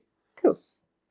So how does Colonel Cochrane and Silver Shamrock masks tie into this story? This story about a kid who's obsessed with masks, then on Halloween night 1963 puts on a clown mask and murders his sister before becoming totally catatonic. Which was a few decades after the legendary Cochrane attack, so that couldn't be it. Unless Michael was an early test subject and had an early prototype mask. He started his mission correctly that night, but something went wrong and Michael's brain fried before he could eliminate the rest of his family. But still keeping that urge buried deep inside him, only feeling satisfied at the death of his mother and total annihilation of the Myers family. Maybe it only worked a little and the real Myers is still buried deep down inside. Maybe this was just the first attempt at the real-life boogeyman. Maybe Myers was just a mistake. But who made that mistake? I know I said today we'd look at the years of 1978 to 2018, and we will in most cases, but when it comes to Laurie Strode and what she was up to throughout this time, I'd rather keep that backstory for next week's episode. It ties in better with the overall Myers arc. Yeah. All you need to know is that Laurie was left with severe PTSD with one daughter and 2 failed marriages under her belt. Laurie went full Sarah Connor doomsday prepper and had set up a militia-style compound full of traps, locks, and a well-stocked panic room. Laurie, like Loomis, had seen Michael that night in 1978, and I mean really saw him. Mask off, eye to eye. She understood the danger Loomis was constantly preaching about. She knew that behind the mask was a feral, emotionless animal who would stop at nothing to achieve his goal. Yeah. It was for that reason she was convinced Michael would return to Haddonfield again and spent the rest of her life prepping and waiting for the day he came home. Patient, anxious anticipation, like a mirror of the man she hated so much who did the same only a few miles away in Smith's Grove. So after his capture in 1978, Michael was initially moved out of Haddonfield by orders of Dr. Loomis into a more secure sanitarium. He stayed there until Loomis's death in 1996. And then he was moved back to Haddonfield by a student of Loomis and Michael's new main doctor at Ranbir Sartain. So Sartain argued that after years of absolutely no progress with Michael, that maybe the familiar backdrop of Smith's Grove and Haddonfield would get him feeling a bit nostalgic and that he might finally open up. Plus, Smith's Grove had kind of been upgraded to a max security sanitarium for the criminally insane over the years, so it was perfectly suitable and more than equipped to deal with the patients of Michael's caliber.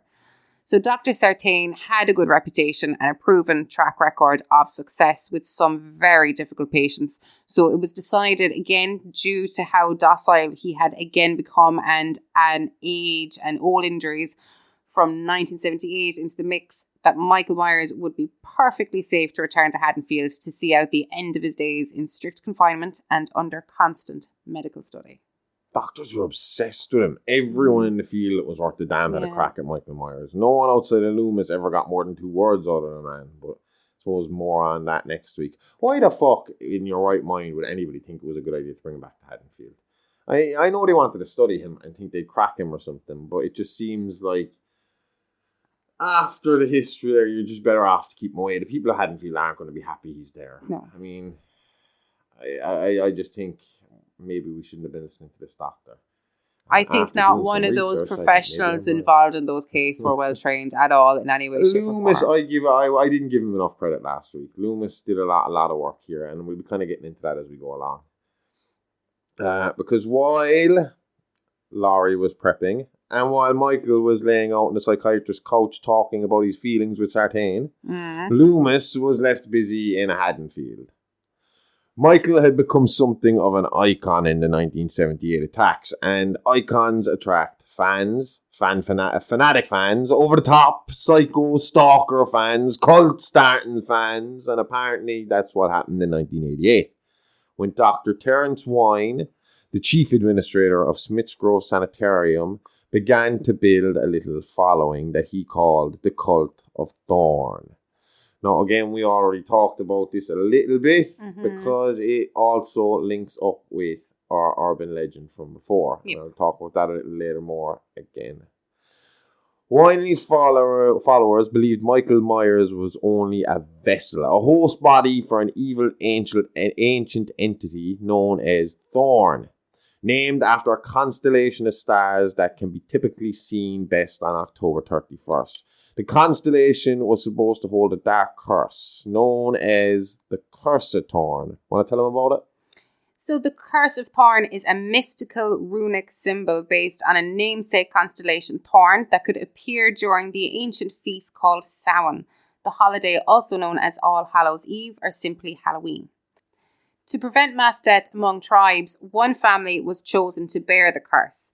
This curse would require the bearer to sacrificially murder his or her entire family, which would in turn spare the entire community from events such as plague and drought. The curse also appears to give the cursed inhuman strength and immunity from death. The Curse of Thorn is placed on a child by a leader of the Thorn cult. It commands the child to kill his entire family as a blood sacrifice to keep the cult alive. It also makes that child able to withstand serious injuries that would result in death for any normal human being. It turns the child into pure evil. Loomis must love that. Major hold on Wine's plans. Michael didn't stop after his family, so that would mean the curse didn't work, right? Or, and hear me out, maybe it's all just bullshit and Michael's a bit crazy.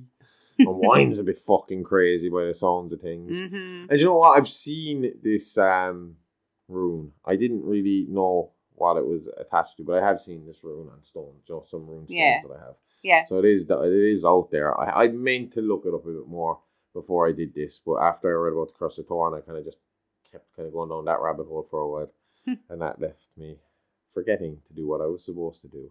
Either way, Wine and his followers firmly believed the myth and the repercussions of the curse and not appeasing the evil god Thorn. Not much is known about this cult. Only what Dr. Loomis has shared with us in his book, The Devil's Eyes and The Devil Walks Among Us.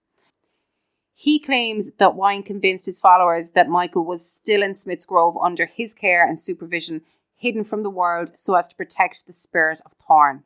And as you said, Wine believed Michael was only a vessel. He believed through druid magic, he could move that entity from Michael to another child. Laurie Strode actually had her first child around this time. Her name was Karen Strode.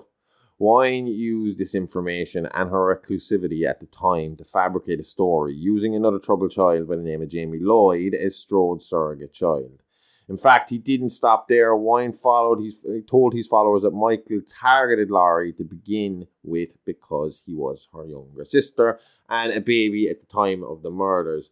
Now, this was brought up as well because when Michael broke out of the sanitarium the first time, the first thing he had actually written on the walls in blood before he left was sister. So that's how that rumor got started as well. He was referring to Judith. Yeah. But people thought he was, because that got out there and obviously urban legends, the way they get started, it was like he was after his sister. So Laurie Strode must have been his sister. Okay. Laurie Strode, DNA tests were even done. Laurie Strode is a Strode. And not his sister. No, and so Wine was using this information, and again, like I said, the reclusivity, and he kind of he faked this Laurie Strode death situation. He said she'd been in a car accident. He spread this rumor she'd been in a car accident. Laurie was seen so little at the time that people will believe it. Do you know? Yeah. So at the time, there was this troubled child who was in foster care. She was orphaned and she was in foster care. Her name was Jamie Lloyd. Mm-hmm. Now, Jamie was also under the care of Dr. Loomis, and it was for a specific reason. It's because she also stabbed her foster mother while wearing a clown costume. Oh, so there was a lot of similarities to the Michael case. Now, again, it was her foster mother. She didn't kill her, and she did stab her, and she ended up in care for a good few years after that. But obviously, Wine took that to be a sign of the next, like the Antichrist is here, the next Myers is here for us, Yeah. So he spun that with his followers. So, I mean, obviously, a lot of cult leader bullshit as usual, just trying to... I mean, like, again, he was telling them that Michael was in the sanitarium and under his control. The only reason that the public didn't know was because there'd be outrage. He was in an underground special cell, where he would be taken care of and recuperated until he would next rise for the Curse of Thorns, Yeah. And then he led him to believe that this child, Jamie, was actually the child of Laurie Strode. Now, I'm sure if Laurie had known at the time, she would have came out and, said no and helped out. But it was kind of something that was swept under. It was kind of something that was kept within this little cult, Okay, yeah. So he would regularly send his followers out, like not regularly, not every Halloween, but every couple of Halloweens, he would send his followers out in these Myers costumes, in the Shatner mask, in the overalls, and have them stand and kind of stalk the Strode, the remaining Strode family or the Lloyd family, or the family taking care of Jamie Lloyd. Oh, okay. And would follow Jamie Lloyd. Yeah. Basically like what Scientologists do when a Scientologist leaves. They were doing this to these two families for years. So obviously more rumours would start about, Michael Myers is back around the place. So you have all these stories of Myers turning up throughout the 90s and stuff like that, when it was usually one of these assholes. It's like it was like the time when it was coming out and we had that situation where clowns were seen everywhere. Yeah. But this was them. Now, again, this links us right back around to that urban legend as well with the Silver Shamrock Mask, right? Mm-hmm. Because another belief is that he wasn't using his followers. He was using robots that he had acquired from our good friend... Cochrane. Okay. And that these were Myers drones, kind of cyborg drones. Yeah. And that they were going out to do his bidding. Because that's the thing about it, although we don't know a whole pile about what's going on here, there was a few suspicious deaths around the area, just sporadically over the 90s and kind of late 80s, early 90s. Yeah. That are kind of attributed to this cult but can't be proven because it's very hard to find who was in the cult to begin with.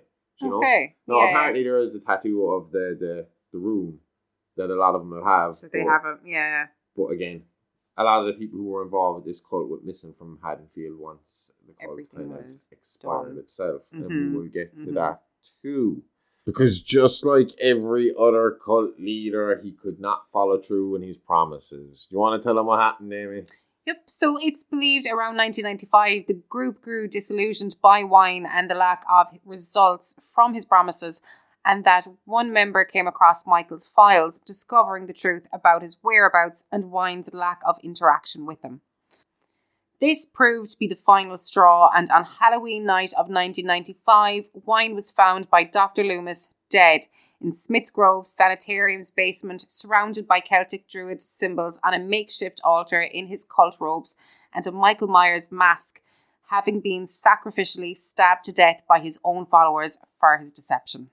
Okay, again, we're about to get into this little bit here about So I'll say it for us, no one was ever charged in connection with Wine's death, and not long after the passing of Dr. Loomis and of Wine, Michael was returned to Smith's Grove to continue his care under Dr. Sertan and would remain there dormant for another 22 years. There's just been a confirmed cult there. Why would you bring him back? I know, Do you know? Stupid. It's like these people left because they found out he wasn't there anymore, and now you think, do you know what? Now that they're gone, now we bring him in and trick them. The old bait and switch. So we're gonna switch over now and get away from the mystical shit for a little bit. Uh-huh. And we're going to talk about some actual true crime. Because in 1998, to mark the 20th anniversary of the Haddonfield Babysitter Massacre, escaped mental patient Harold Trumbull donned a Myers-inspired mask and overalls and went on a killing spree in Illinois and California. Trumbull, a die-hard serial killer trivia expert, was Michael's #1 fanboy, and after a confusion on some release forms, found himself released from Smiths Grove Sanitarium earlier than expected, and with all the talk of Michael in Smiths Grove, especially now with him back in the sanitarium, Trumbull felt it was up to him to take over where his idol had left off. Trumbull started his killing spree in Illinois, stabbing to death long-time nurse and close friend of Loomis, Marion Winnington. I think this is the lady that was in the car with him when Michael first escaped. Mm-hmm. Along with two teens, Jimmy Hodel and Tony Alger, who happened to be playing hockey outside her house at the time of Trumbull's arrival. It's believed he was looking for Loomis's old case files, which Marion had inherited on his death. So he wanted to be exactly like Michael and planned to study these files to get the MO down to a T. Yeah, and with the heat on, Trumbull moved his massacre from Illinois to California, targeting a woman who I have to say is Laurie Strode's doppelganger. They could have been sisters, to be fair. Yeah, Trumbull definitely spent time picking her out, and the resemblance was uncanny. It couldn't have been a coincidence. Either way, Kerry Tate and her son John lived on the grounds of Hillcrest Academy, a private boarding school in Summer Glen, California. Over the Halloween weekend of 1998, Trumbull murdered, in addition to the Illinois killings, Charles DeVore, Sarah Wainthorpe, and Will Brennan, along with seriously assaulting Molly Cartwell, Kerry, and John Tate. Trumbull's reign of terror ended when Kerry got the better of her attacker, pinning him to a tree with her car and taking his head off with an axe. Oh, overkill. Yeah, Kerry ended up in mental care the rest of her life after experiencing this, dying 3 years later of an unknown illness. You have to remember, it's the 20th anniversary. Interest has peaked again. Books, movies, documentaries, the media was littered with Michael Myers. Even so much so that it inspired a terrible, cheap, and insulting reality TV show where contestants had to spend the night in the heavily cameraed Myers house in Haddonfield on Halloween. Over the night, a fake Myers picked off contestants one by one, and in the end it turned out to be a mockumentary-style fake reality TV horror special hosted by Busta Rhymes and Tyra Banks. Busta beat up the fake Myers in the end, saving the day, electrocuting them. I mean, these were cheesy, cheap, shitty fucking like fireworks going off and all that stuff. It was dumb and not well received by the Strode family or any of the people of Haddonfield, to be honest. Yeah, and I can understand why. Did you watch it? It was like a web series. I watched it in preparation for this, and I mean, Busta Rhymes is over the I heard about top. It's ridiculous.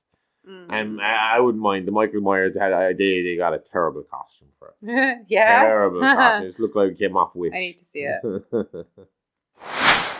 So as I said at the start of the episode, I made a few mistakes last week. This was primarily with the ending and Michael's capture, which I'll redo here in just a minute. Okay. But first, I have to apologise for muddying the good name of Dr. Sam Loomis. Going off the urban legends of Michael and the cult of Thorn, the research would lead you to believe he was a raving lunatic obsessed with Michael. Realistically, he was a man who knew evil when he saw it, and he was determined to make it his life's work to ensure Michael remained in prison for the rest of his natural life. There's nothing natural about Michael's life. Either way, outside of his time studying Michael, he had to keep tabs on Dr. Wine, who he had been suspicious of for quite some time. And he was helping to protect and treat the misfortunate Laurie Strode Stanton and Jamie Lloyd. So a good man overall, just a little tunnel vision in his life's work and Michael. So the ending, how did you fuck that up last week? Well, it wasn't a big fuck up. It's just little details that are kind of interesting. And something that I kind of passed over as well. And that's how he surrendered.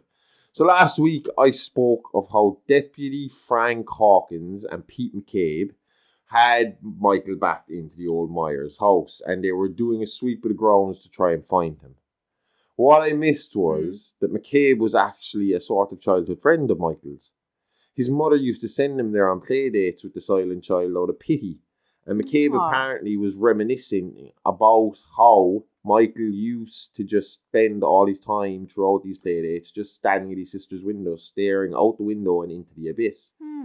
It was as he recalled this memory aloud for Hawkins, who was searching a different room, that Michael struck, and like I said last week, he moved with the speed of a predator just waiting to strike. He began to strangle McCabe with some rope. Hawkins then entered the room, shooting McCabe through the neck by mistake, killing him in an attempt to save him from Myers.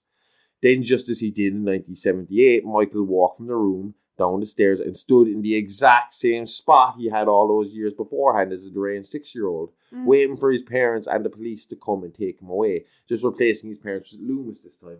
It completely passed me over the actual meaning behind him walking out after him. I mean, that must have been like him reliving the sister's murder, killing McCabe, and then strolling outside, right down those same stairs, right out the same door, right down the same path, and stopping at the exact same point to be taken back into custody.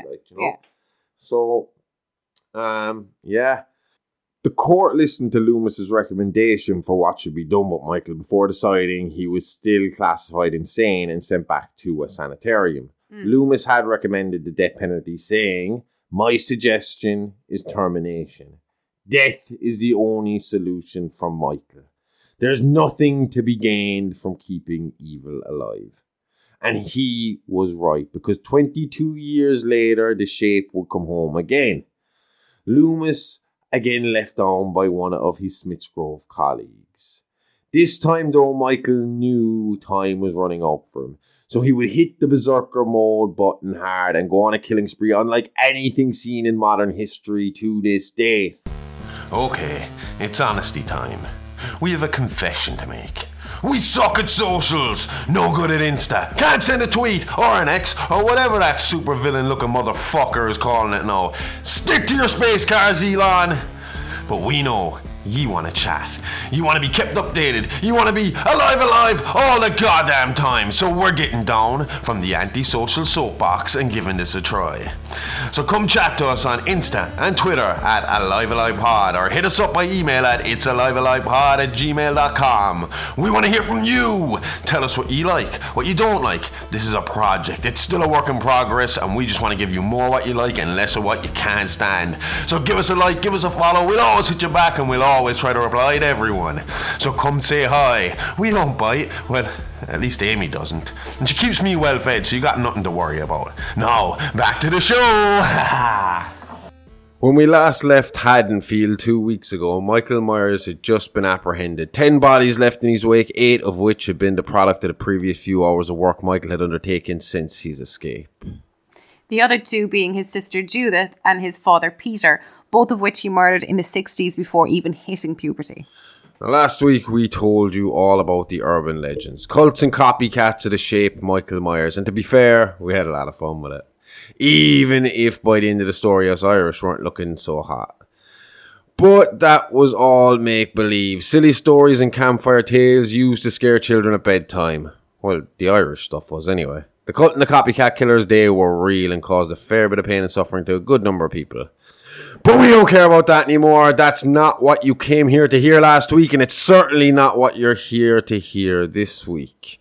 I think we've kept you hanging long enough, and it's time to look at what Michael Myers was doing with all his free time in Smith's Grove Sanitarium from 1978 to 2018.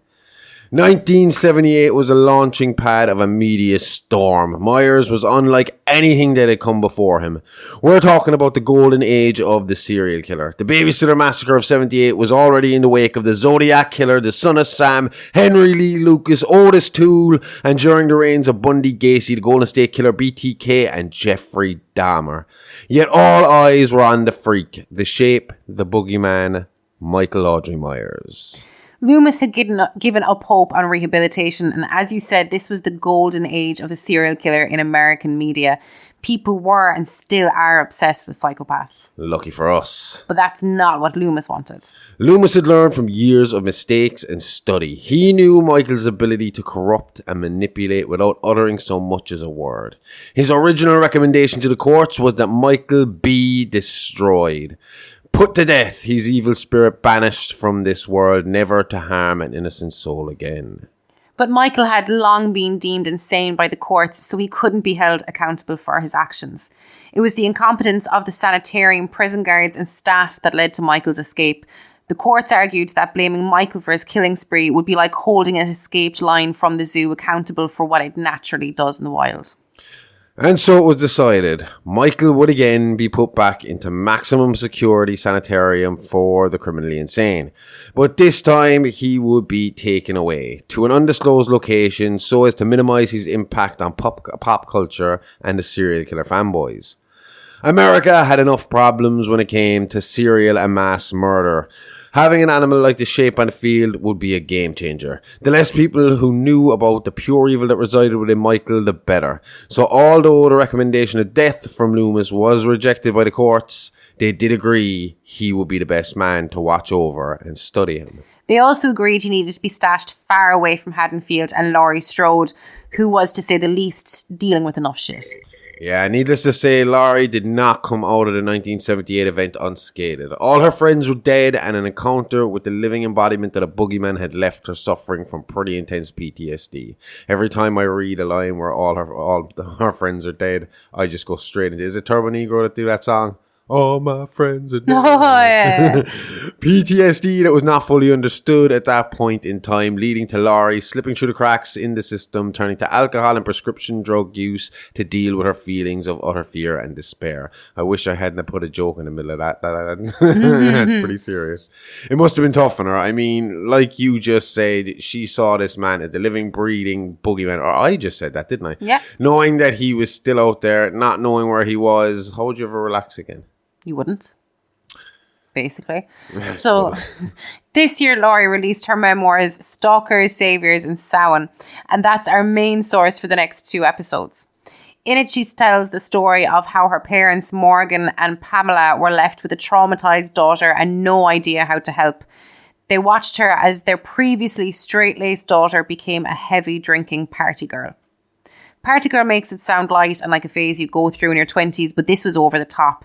Laurie was the girl at the party you spent the night trying to avoid because she was clearly dealing with something.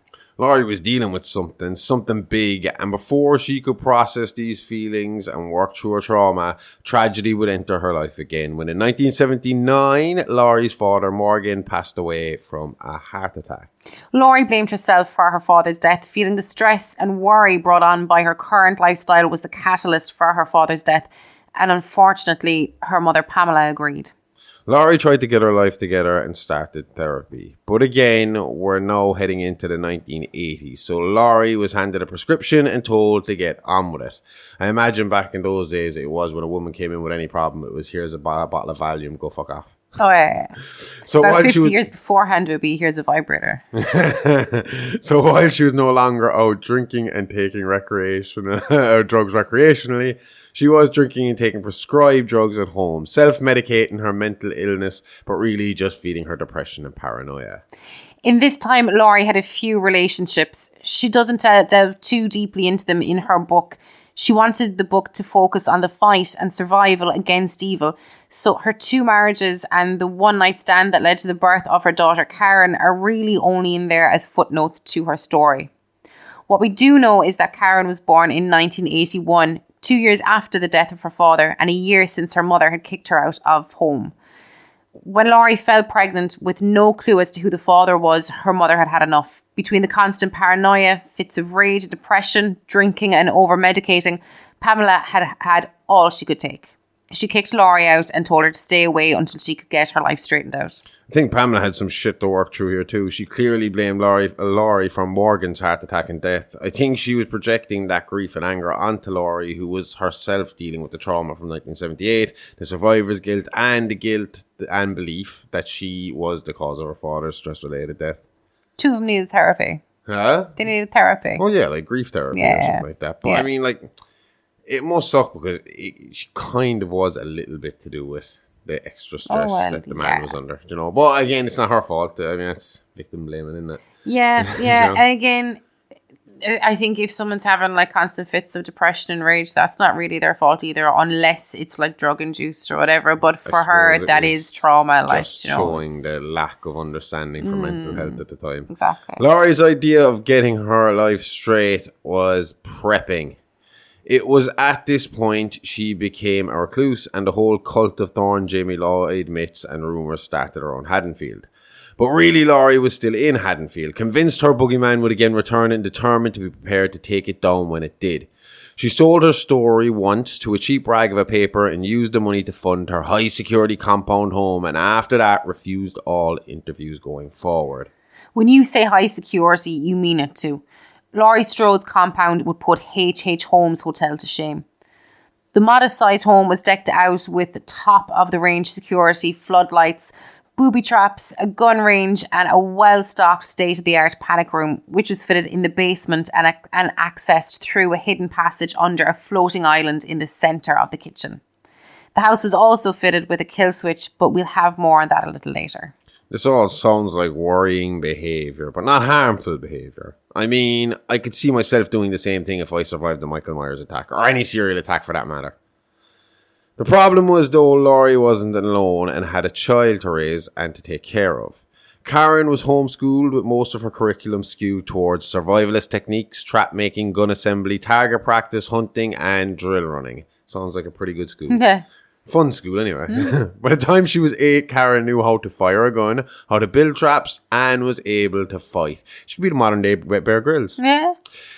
She had nightmares for years about the house's basement, which was filled with an arsenal of weapons. When Karen was 12, social services deemed Laurie an unfit mother and took Karen into foster care. And Laurie was never able to regain custody of her daughter after that. Eventually, Karen met and married a man named Ray Nelson, and together they had a daughter named Allison. Karen remained estranged from her mother for many years and became resentful of the fear and paranoia Laurie had instilled within her from a young age. You'd feel awful for her. Like, everything she's went through, she thinks she's doing the right thing in preparing her daughter for the terrifying world around her, but really she's just making her an anxious, paranoid loner, just like her mother. She had to be taken out of that environment for her own good, and I think Laurie would agree later when you see how she bounces back from the events that we're about to discuss. This was an eye-opener for Laurie at the time. This is like 1993 at this point. She was forced to start following the rules and guidelines laid out by child services if she was to have any hope of getting Karen back. And she was making good headway. It took 3 years, but she got to the point of unsupervised visits with Karen with the view of a sleepover visit in the very near future. And that's when Dr. Loomis died. Over the 3-year period of trying to get Karen back, Laurie had reconnected with Dr. Loomis and regularly spoke to him by telephone, using this as a form of therapy. Loomis was the only person she knew who could understand her feelings when it came to Michael. He shared her fears, but was able to reassure her as he had Michael tightly locked away and under constant sedation and supervision. That's why when Dr. Loomis passed in 1996 and news that Michael would be returning to Smith's Grove in Haddonfield, Laurie had a relapse and fell back into old habits, and once Michael was transferred, spent most nights parked outside the sanitarium, standing guard, heavily armed, and with a bottle of Jack Daniels to keep her company. Essentially killing any chance she had of regaining custody of Karen and putting their relationship as a whole on pause because of Laurie's obsession. So whose bright idea, you might ask, was it to return Michael Myers to Haddonfield, Illinois, given all the history and survivors left in the community?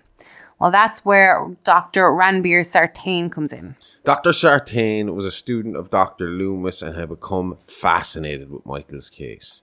He studied the case files and eventually took over Michael's treatment after Loomis passed away. He would continue to try and reach Michael to understand his motives, but all his attempts were fruitless.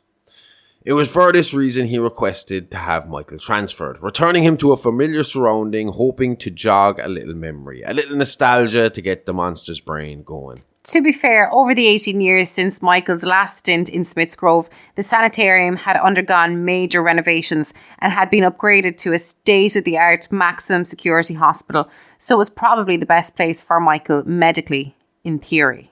In theory, yes, but in practice, not so much. Micheal showed no improvement upon his return to Illinois, and the clock was ticking for Sartain to get results. I say ticking, he managed to drag Michael's time in Smith's Grove out for another 22 years, convincing the courts to allow him to try every experimental drug and therapy style in the book. The world needed to know what made Micheal tick. At least Dr. Sartain believed so anyway.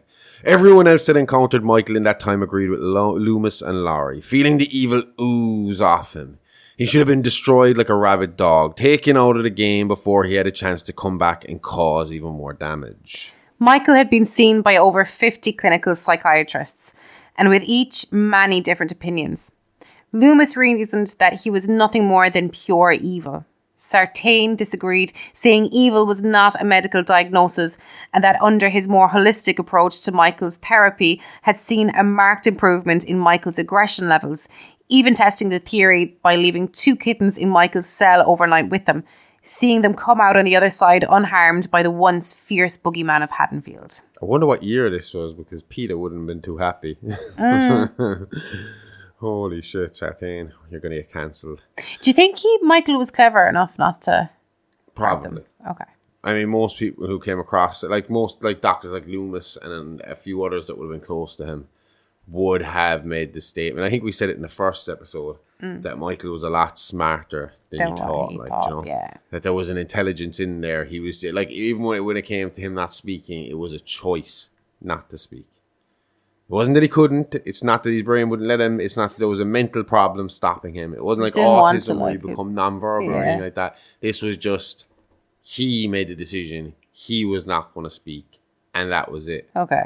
Do you know, so they reckon there wasn't a... And I think we even say it here at some point, that like he said it at some stage that, like, you know, they found maps and stuff in Michael's fucking room multiple times, like, you know, like they knew he was trying to get out. You know, he was planning something in his head, like. Sartain when it came to him mellowing out with the kittens, Sartain put this down to age, saying Micheal was an evolving, aging animal like the rest of us, and the time was taming the beast. Exactly as Smith Grove Brass taught back in 1978, when Micheal was seen as docile and a near perfect inmate at the sanitarium. The big thing that the higher-ups in Smith's Grove wanted here was for Micheal to talk. Like I said, they knew he could, and he chose not to. A breakthrough in that regard would be a monumental feat in the psychological world and in the process of understanding the mind of the most animalistic killer in American history. Unfortunately for Sartain, by 2018, 40 years had passed and not enough progress had been made with Micheal to justify the expense of keeping him in a facility of the quality of Smith's Grove. And it was decided that the need for budget cuts and the perception being all that could be learned from the shape had been learned, to transfer Micheal back out of the state to a more basic facility to live out his days in irrelevance, hopefully forgotten to time as an urban legend. Forgotten and hopefully never to be replicated. Ever. Sartain was growing desperate and had one more theory he wanted to employ. The theory he had was that Dr. Loomis gained the ability to control Micheal in a controlled environment due to him being the only doctor to have had, and I quote, the privilege of studying Micheal in the wild, out in his natural habitat, doing what comes natural to him, just like any other beast in the wild. He believed that if he could lead Micheal back to Haddonfield and back into the life of Laurie Strode, then maybe he could gain some insight that would allow him to finally crack the mind of the most cold-blooded killer America had ever seen. Sartain was gullible and believed, just because he spent a lot of time with Micheal and was Loomis's replacement, that he had built a kind of trust with Micheal, believing that if Micheal wanted him dead, he could have easily done so at any stage over the past 22 years. It was for that reason he believed he could stage a breakout on the night of Michael's transfer, replicating the events from 40 years ago, and by doing so becoming the only man to really understand and explain the enigma that was the shape. There was one more last-ditch effort to reach Micheal, although Dr. Sartain knew himself it was a long shot. Documentary producers Aaron Corey and Dana Haynes had been working on a series based on Myers and believed if they could get Micheal and Laurie in the same room, they would have ratings gold. First interviewee on the list was Micheal, who they went to visit at Smith's Grove the day before his transfer. And this is a podcast, a documentary podcast. Okay. So they were documentary producers, but they are producers of a podcast, but I just wanted to clear it up so people didn't think it was just a normal documentary you can find. Oh. Can't find their podcast either, and we'll find out why soon. Yeah, they were really throwing everything and the kitchen sink at this. You know, this whole thing highly broke sanitarian protocol. But like you said, it was a last-ditch effort, so it was now or never. Yeah. The podcasters arrived during rec time, and after going through security and signing their lives away with liability waivers, were directed to the yard by Dr. Sartain, who filled them in on his time with Micheal as they went along. The yard in Smith's Grove was sectioned out into boxes marked out on a soft rubber tile floor. The inmates were chained to heavy concrete blocks that were bolted to the floor, keeping the patients confined within each individual box. Aaron Corey approached Micheal first as Dana stood at a safe distance, recorder and mic in hand. Sartain just watched with a kind of curious amusement. As Aaron approached the imaginary force field provided by the marked out floor and chain, he began to address Micheal. Micheal, my name is Aaron. I've followed your case for years, and I still know very little about you. I want to know more about that night, about those involved. The shape remained motionless. Aaron continued. Do you think of them? Feel guilty about their fate? Nothing. Aaron continued. Do you remember Laurie Strode? Does she remind you of your sister, Micheal? Is that why you chose her? The shape half turned as if he was going to respond, but then didn't. Aaron looked back to Sartain, who nodded at Aaron to go ahead. Aaron looked to Dana. She unzipped her bag. I borrowed something from a friend at the Attorney General's office. Something I'd like you to see. Aaron then pulled out a familiar Shatner mask from 1978, now old and cracked looking. Sartain looked to see his exchange. Aaron held the mask out before him. The shape makes no movement, but the other patients begin to become restless, pacing madly and beginning to moan. Aaron doesn't lower the mask. You recognize this, don't you, Micheal? How does it make you feel? Say something! A few of the patients start screaming and testing their restraints like rabid animals. Dr. Sartain began to become concerned as more patients joined in, stomping and screaming, getting louder and louder. Aaron, caught up in the adrenaline of the moment, began to shout at the shape. Say something! The courtyard was worked into a frenzied chorus of madness, but the shape remained still. It was then Dr. Sartain lost his nerve and pulled the plug, ushering the podcasters back into the sanitarium away from the screaming lunatics who still wailed and screamed in the exercise yard. Sartain was nervous but agreed that if Corey and Haynes could convince Laurie Strode to return before Michael's transfer later that night, then he would allow them the time and facility to allow for the 40-year enemies to come face to face for what the podcasters hoped would be a breakthrough moment, and Sartain hoped would allow him one more chance at some insight before he took on more drastic measures. But that alone was going to be a massive task. Laurie was notorious for not speaking to the press and was borderline agoraphobic, rarely leaving her super secure compound, getting all she needed delivered to the house directly. Occasionally allowing herself to leave to see her granddaughter Alison. On a rare occasion, Karen would allow it, or the grandmother and granddaughter team could organise a secret rendezvous. Alison only saw all the good parts of Laurie, the smart, witty woman who gave her life advice and listened to her when she had trouble with her mother. She didn't live through the prepper lifestyle her mother suffered through. So in her eyes, Karen was unreasonable and Laurie was her loving, if not a little paranoid grandmother who had lived a tough, painful life. The only luck the podcasters had was that Laurie didn't have a whole lot of income coming in and wanted to give Alison a present to enjoy her youth. So when Dana offered her $2,000 for 15 minutes of her time, Laurie gladly accepted, fully aware in herself that she had no intention of telling these two documentarians anything. And that's exactly what happened. Aaron and Dana entered the residence of Laurie Strode, filled her in on what they planned to do, and then were promptly asked for payment and to leave her property and never contact her again. The dream of an encounter between Micheal and Laurie now seemed lost to the two journalists, and with that they decided to spend their trip visiting the sites of the original crimes as Micheal slipped out of their grasps. For now at least, as he prepared with Dr. Sartain for his transfer. The transfer was to happen late in the evening of October 30th, 2018. Along with Micheal, 11 other patients were to be transferred. Dr. Sartain insisted on accompanying Micheal, claiming he wanted to see his responsibility out to the very end, just as Dr. Loomis would have done. Also on the bus was the driver, a prison guard, Matt Haskell, and warden Michael Kuhnman. Why was the warden coming along? He wasn't the warden of the sanitarium. It was just kind of a senior officer term at Smith's Grove. Okay. Around 8 p.m, the bus left Smith's Grove under the anxious gaze of Laurie Strode. She was sitting in her car nearby, necking a mini bottle of vodka. Around 9 p.m, it was found by a father and son turned over on the side of the road, a few bodies scattered across the road, and a few inmates running off into the distance. Brian and Kevin Mattis were returning from a hunting trip when they came across the crash site. Brian Mattis went to check on the crash victims while Kevin called in the accident to the police. They were both found dead, necks snapped along with the bus driver, guard and warden from Smith's Grove. The only man left alive but injured was Dr. Sartain, who it seems was accidentally shot but not killed by the young Kevin Mattis, who was only 14 years old at the time. The first responding officer and closest to the scene just happened to be Officer Frank Hawkins. Officer Hawkins surveyed the scene and all he found was bodies until he came upon Sartain, who simply asked, "Has he escaped?" Surveying the damage, it was realised that none of the inmates had been killed in the crash. Foul play was definitely afoot, meaning most likely that Dr. Sartain had gone through with his plan to free Micheal.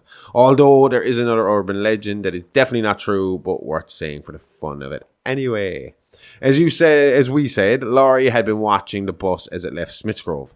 She had also been drinking and possibly self-medicating again. This was a very difficult experience for her. Last time Micheal was out of Haddonfield, she was going through the worst phase of her life. Constantly paranoid, not knowing where the boogeyman was hidden away or if he could get free. And worse again, she didn't have Loomis on hand anymore to put her mind at ease and keep a close eye on the shape. So after it was all said and done, rumours started. Some of the townspeople of Haddonfield blamed Laurie for the events that were about to take place. They said she drew the boogeyman back to their once peaceful town. With that blame, a rumour started that Laurie Strode followed the prison bus out of Haddonfield and ran it off the road in a moment of lunacy, terrified to lose tabs on the man she feared the most. Ridiculous, especially when you hear about her passion for hunting him down and her bravery in luring him to her to try and avoid any other unnecessary deaths. A plan which wouldn't have worked without the help of Dr. Sartain. See, this is where Loomis and Laurie and the whole mental health system failed with Micheal. They believe Micheal had an obsession with Laurie, mainly because Laurie believed he had an obsession with her. The PTSD of the 1978 massacre caused her to create this toxic bond with Micheal. She believed she was his white whale and that Micheal wouldn't rest until he finally eliminated her. But she was wrong. They were all wrong. Micheal didn't give two shits about Laurie Strode. Laurie Strode to him was nothing more than another potential victim who was in the wrong place at the wrong time. And if given the option to solely hunt down Laurie or go out and massacre as many people as he could in the little time he knew he'd had, he was happy to choose the latter. And that massacre would begin the very next morning, October 31st, 2018, Haddonfield, Illinois, Halloween. The first victims discovered were at a filling station and garage just down the road from Haddonfield Cemetery. Aaron Corey and Dana Haynes had been visiting the grave of Judith Myers while recording some content for their podcast. Little did they know they weren't the only ones. The boogeyman was lurking nearby and soon they will become more of a part of Michael's story than they had ever intended. Not long before midday, 4 bodies were discovered at the filling station. The mechanic Christian Paderewski had been stabbed in the head with a drill and stripped of his overalls, and the cashier Zach Garrett beaten to death and left laying at the shop till. Inside the filling station restrooms, Aaron Corey was found beaten to death and Dana Haynes strangled, her eyes bulging from her head, her skull cracked from the force when she was slammed against the wall. Ugh. Yep. It was instantly connected to the escaped Myers, as only one thing was missing from the scene of the crime. Well, outside of the mechanic's overalls. And that was the William Shatner mask that Aaron and Dana had on loan from the DA's office. Or was it DA or the public? I can't remember. And it was still in the trunk of their car at the time of their deaths. They also guessed it was Micheal because they had managed to round up all but 2 of the escaped mental patients from the accident. Apparently they found a few of them in the library checking their emails and a group of them running around a flea market trying to catch butterflies. I'd love to have pet butterflies like your one from The Great. The ones that follow me around. Do they really? Can you really train butterflies to follow you around? I don't think so. I think that's CGI. Train crows, that would be class. Oh, that'd be cool. Like Rick and Morty style. Oh, yeah. Walking around like Rick with the 2 crows. I want to be like Snow White in cool. Shrek, where her arms go out and next thing it's like Led Zeppelin and all the birds appear. Oh, I would just feel like I was Odin. I'd be walking, I am Odin! These are my crows. Attack. At this point, only 2 remained at large. Prisoner A2201, Michael Audrey Myers, and a Mr. Anthony Tavalli. Tavalli, that's what we said it was last time, wasn't it? No. Tivoli. I got it. A paranoid schizophrenic who was only really a danger to himself. He became classified as criminally insane because a few incidents where he was trying to hurt himself resulted in him accidentally harming people around him in the process. Self-destructive behaviour with no thought for the people around him. Exactly. Tivoli pays a big price for the boogeyman hysteria brought on by what happens next, but we'll be getting into that real soon. We sure will, because it's dark. The Shape has most of his costume in place and he's ready to relive his night of fun once again 40 years later. By 10 p.m. that night, Micheal would have laid out 4 more victims as he mindlessly walked towards his real obsession. 45 Lambkin Lane. The bodies literally started to read like a map from the crash site to the old Myers home. Along with Garrett Haskell, Warden Koonman, Brian and Kevin Mattis, Christian Pedrusky, Zach Garrett, Aaron Corey and Dana Haynes, Micheal killed Gina Pancella with a hammer, stealing her knife to then stab to death her neighbour Andrea Wagner. He then made his way to the Morrissey residence to live out once again his babysitter fantasies. This is the first of Michael's 2018 murders that we actually have a decent account of, because despite murdering Kevin Mattis and 1 more young teen later, Micheal generally didn't harm children. So although the babysitter and her boyfriend were killed, the babysittee, 8-year-old Julian Morrissey, was left alive and the only witness to the murder of the 2 teens. He claimed that Micheal was just roaming the halls of the top floor of the house, stopping only to stare at Julian for a few minutes. Julian, frozen in fear, didn't make a squeak. He said the boogeyman then walked into his room and hid in his closet. Julian obviously took this opportunity to get the hell out of there. Downstairs, Vicky Gardner and her boyfriend Dave Robbins were doing what babysitting teens do, and they were getting busy. So they had no time for this boogeyman bullshit from this kid. But seeing how spooked he looked, and being that she was actually a nice girl and good babysitter, she brought Julian back to bed and did the routine monster check. Nothing behind the door, nothing under the bed, that sort of thing. Then she got to the closet.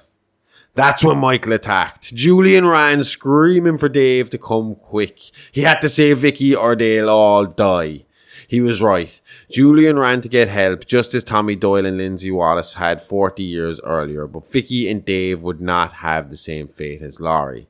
Vicky was found brutally stabbed to death, posed on a chair with a white sheet over her like a ghost, glasses over the sheet where the eyes should be. Dave was found pinned to the wall by a knife 3 foot off the floor, confirming the method of murder suspected to have been perpetrated against Bob Sims in the Wallace home 40 years earlier. 24 hours in and already Micheal has his record broken at 12 fresh bodies. Cops hit the scene fast after Julian raised the alarm at a neighbour's. Again, Officer Hawkins was first in the scene, followed closely by Laurie Strode, who was keeping tabs on the night's goings-on using her own police scanner. Hawkins and Laurie were so fast to reach the residence that they got there before Micheal could leave. He took so much time setting up the bodies, it gave them the upper hand. As Hawkins surveyed the damage, Laurie followed orders and stayed outside, waiting for word from Hawkins on the severity of the situation. Laurie then claims she saw Micheal in a window of the house and took shot, hitting a mirror. It was his reflection she was looking at.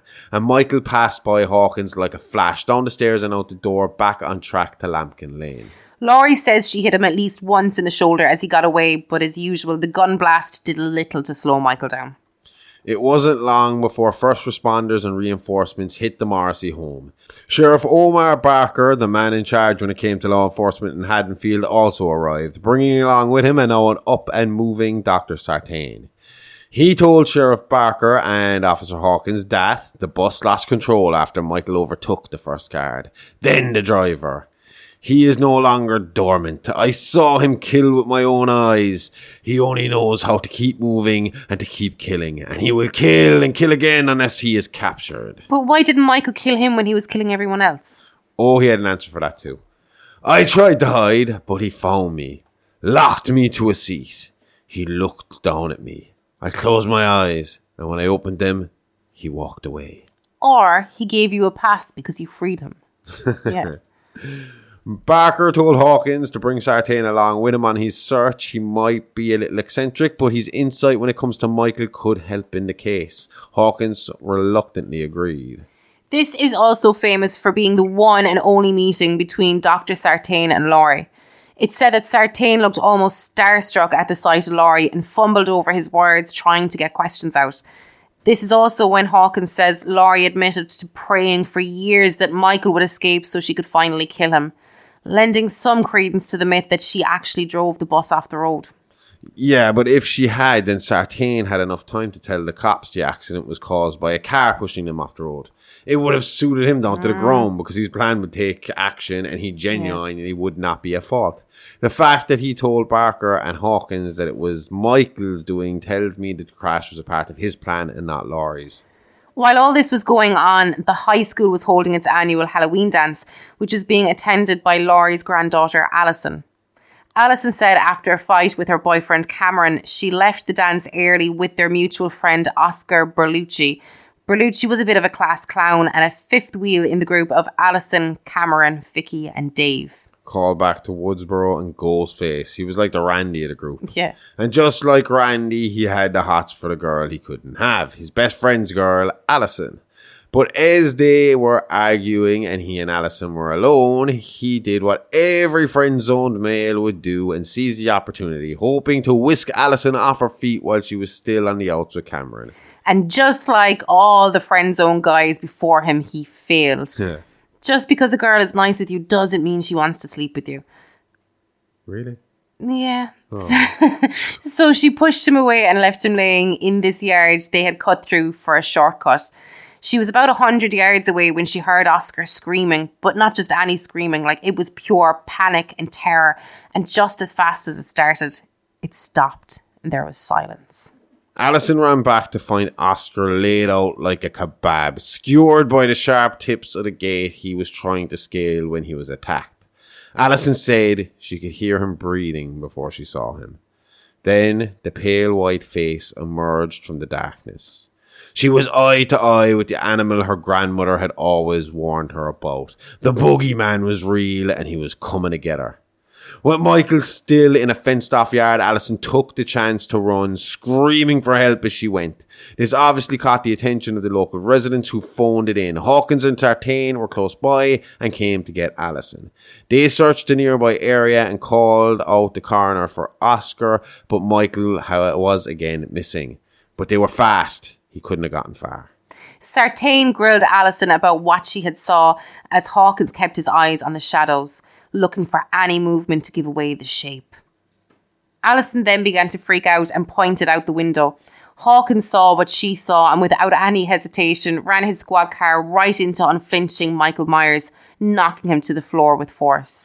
This is when Sartain would show his true colours. Hawkins wanted to end it now. He got out of his car, gun drawn, ready to fill Michael with holes. Enough holes that this time he definitely wouldn't be getting back up from.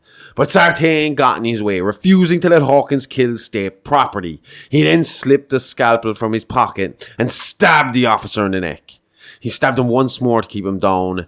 Then he went to inspect Michael, taking his mask and putting it on himself before dragging Michael's body to the squad car and putting him back in right next to the frantic Alison. He then told Alison his plan, to study the beast in his natural habitat and see him react to his most desired prey, Laurie Strode.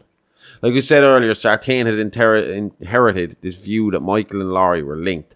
bonded through a shared experience 40 years ago. But really, it was him pushing them together. Michael is a killing machine. Laurie was just another bug to crush. Not that he'd complain. I'm sure given the chance, Michael would only be too happy to get the woman that ended his last killing spree. Another notch on the knife, but that's all it would be for him. The relationship held a lot more meaning to Sartain and Strode alike. As they drove to the Strode compound, Sartain began rambling, telling Alison how he couldn't really get results from Michael as long as he was locked away. He had tried for years to get him talking, but not once had Michael uttered a word. Alison, thinking quickly on her feet, told Sartain Michael had spoken to her. Just one word. But she wouldn't tell him until he pulled the car over and released her. The manic doctor, clearly out of his mind and delusional from years of working around and failing to understand the pure evil that was the shape, pulled the car over only yards from the Strode home and demanded to know what it was that Michael had said. Was it his sister? Was it Judith? He screamed as Alison pleaded to be left go. Almost like a trigger word, the sound of Judith's name woke Myers, who quickly started to stomp the front seat with his 2 feet, driving Sartain headfirst into the steering wheel. He then got out of the car, dragged Sartain out, and stomped on his head until his head was completely crushed. Alison, who had used the diversion to escape, saw the murder take place from a nearby wooded area where she hid. She then ran from there to join her family at her grandmother's house. There was a squad car parked right outside Laurie's in case Michael did turn up, and they noticed the commotion a few yards ahead of them. They were slow to approach because it was another squad car and it hadn't done anything out of the ordinary yet. But as the car sat there longer, they felt they needed to approach. They were later found inside the Strode residence, one with their throat cut, the other with his head completely decapitated, sitting on the first officer's lap, his torch stuck up through his neck hole, making him resemble a jack-o'-lantern. Yuck. Mm-hmm. Sartain's plan had been a success, even if he wouldn't be around to study the results. He had reunited old foes in Michael Myers and Laurie Strode, and Laurie was determined it would be the final meeting. She had prepared for this day for 40 years. She just needed to follow the drill. Lure in the shape, get him in the trap, then hit the kill switch. It was perfect, and it was about to all fall together as planned. For most of them anyway. There would be one more casualty in the Strode home before Laurie would face Michael, and that was her son-in-law Ray, who was found strangled to death in the front yard later that night. It's hard to fully explain, but Laurie's house had like rolling security gates on every door in the house, like you'd see on a shop when they locked up at night. She sent Karen to the basement panic room while she went to lure Michael towards her and to check for any sign of Alison. She searched each darkened room with a shotgun and a spotlight torch, closing off each door as it was cleared. Then, just as Alison came into the house, Michael struck, attacking Laurie, knocking her from an upstairs window just as she had done to him in the past. And just in the same way, he looked away, looked back, and Laurie was gone. Michael then heard all the commotion coming from the basement, with Karen trying to get Alison into the panic room before it was too late. They were making a lot of noise in the process, almost like they were trying to draw attention to themselves. And they were. The basement wasn't a panic room, it was a kill room. 3 generations of Strode shot at, stabbed, and beat Michael until he fell into the hole in the floor leading to the basement. Laurie then flipped the switch, locking steel bars across the hatch. She then hit the kill switch, filling the house with gas and multiple sparks. Michael was going to burn to the ground with the house finally dead, finally forgotten. Only problem is, Laurie forgot to inform the authorities of her plan. So once a fire was reported by the neighbours, the fire department were straight out on the scene, ready to put it out. Laurie, who had been stabbed by Michael in the struggle earlier, was on her way to the emergency room along with Karen and Alison. Haddonfield had a good fire department because they were on the scene within 10 minutes of the Strodes leaving.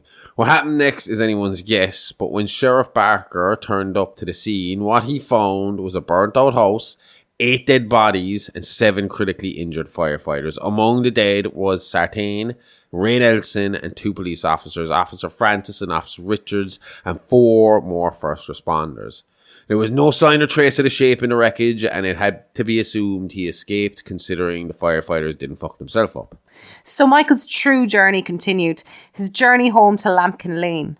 And this always had to be the goal, let alone has his trajectory been always heading towards his childhood home, But if you remember back in episode 1 when we spoke of Michael and Dr. Loomis's birthday trip around Haddonfield, when asked where he wanted to go, home was the first and only location suggested by Michael.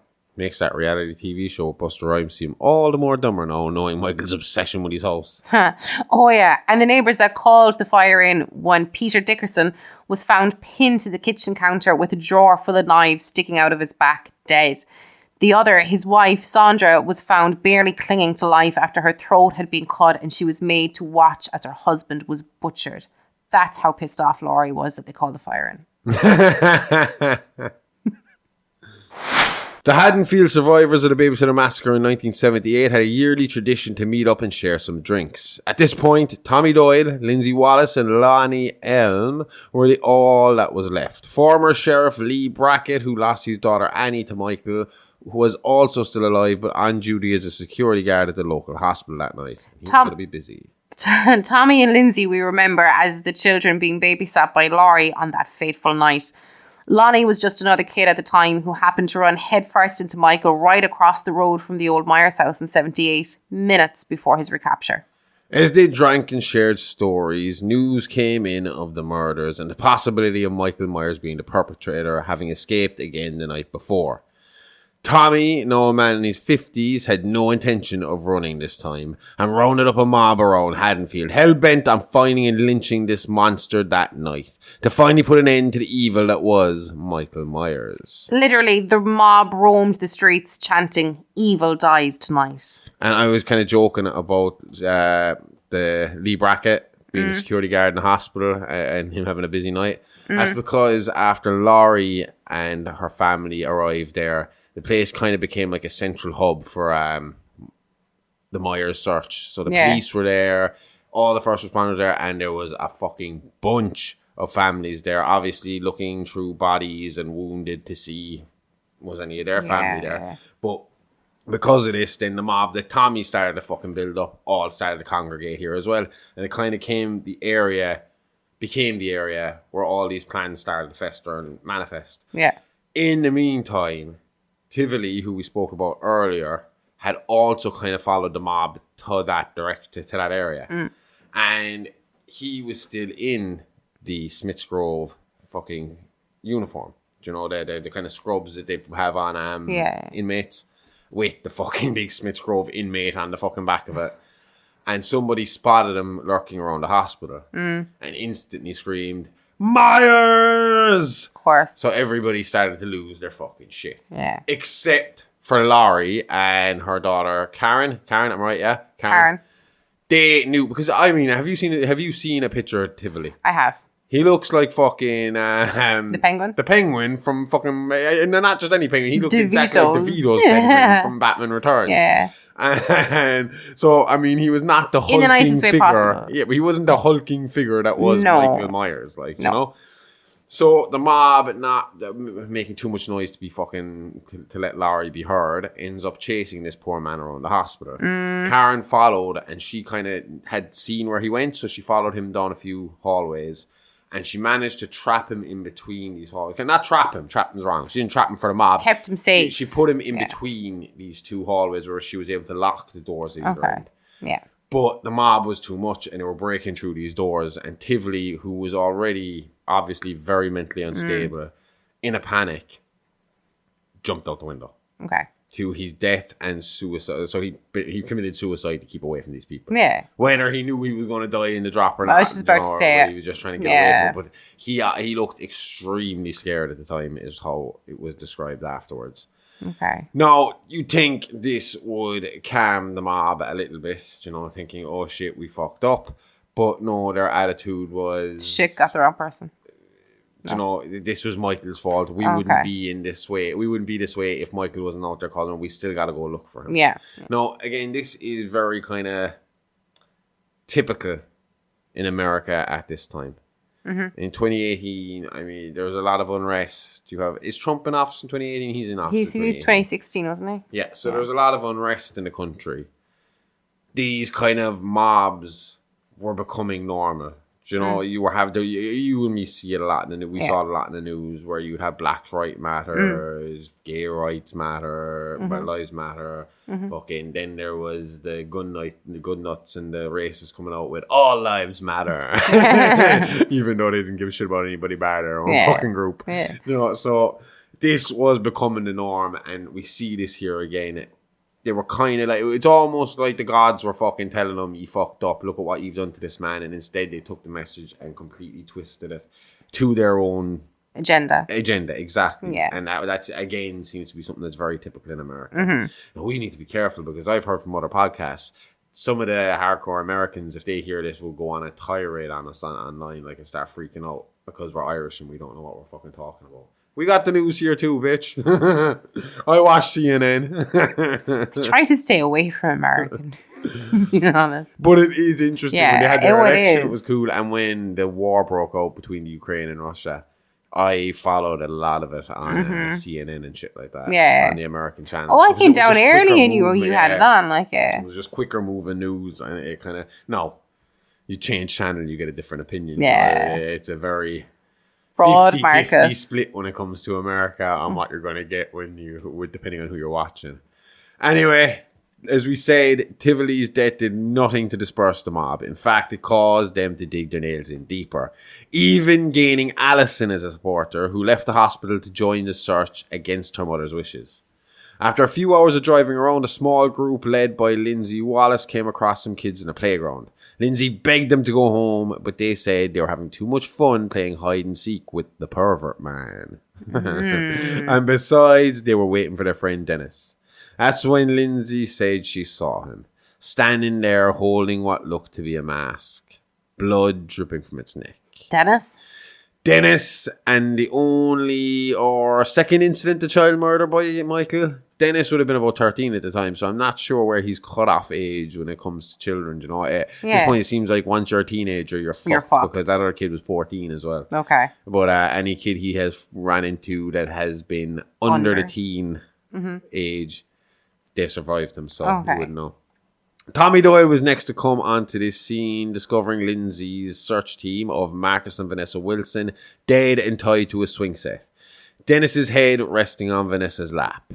Lindsay, seeing Tommy, came out of hiding in hysterics and told Tommy of everything she had just witnessed Micheal do. Tommy and Lonnie split up in their search. Tommy and Lee Brackett coming from one direction, with Lonnie, Cameron and Alison coming from another. It was Lonnie that first made the connection to Lambkin Lane and decided that would be a good place to start their search. Lambkin Lane had been sold and renovated years earlier by an awesome couple by the name of Big John Soto and Little John Mosey. The couple referred to each other as Little John and Big John due to the obvious name clash in their relationship, and were a happily married couple living out their fantasy life on 45 Lambkin Lane. They didn't mind the history. In fact, the Johns used to love playing up to the fact that they were in the Myers death house every year, decorating it to the max and scaring little kids with tales of Michael Myers. They were found stabbed and posed exactly as they were in a photograph that lay right next to them. A photo of happier times with Big John laying in the grass, his head resting on Little John's lap. According to Alison, the house was in darkness when her and the Ellams arrived at the house. Lonnie went in first, telling the kids to sit back and call for backup. Then some shots rang out inside the house. Cameron, worried about his father, disobeyed his wishes, following him into the house, with Alison right behind him armed with a shotgun. She said they searched the house only to find the dead Johns, and as she examined the scene, she heard Cameron scream. When she ran to the hall, she could see him struggling with Micheal. Alison tried to help, but Micheal swatted her away like a fly, knocking her down the stairs and breaking her leg. Micheal then proceeded to stab, beat and brutalise Cameron, all as Alison begged him to stop. Then she hit the right chord. She antagonised him in just the right way. I'm the one you want. I'm just like your sister. Same age, same hair colour. It can be just like it was that night 40 years ago. She got Michael's attention, but not his mercy. And as he turned to walk towards the broken-legged, helpless Alison, he grabbed Cameron by the head and snapped his neck in a manner that looked like it was nothing but a loose end he needed to tie up. No reason, no emotion. Micheal closed in on Alison, raising his knife. Alison screamed, "Do it! Do it!" But she wasn't talking to Micheal.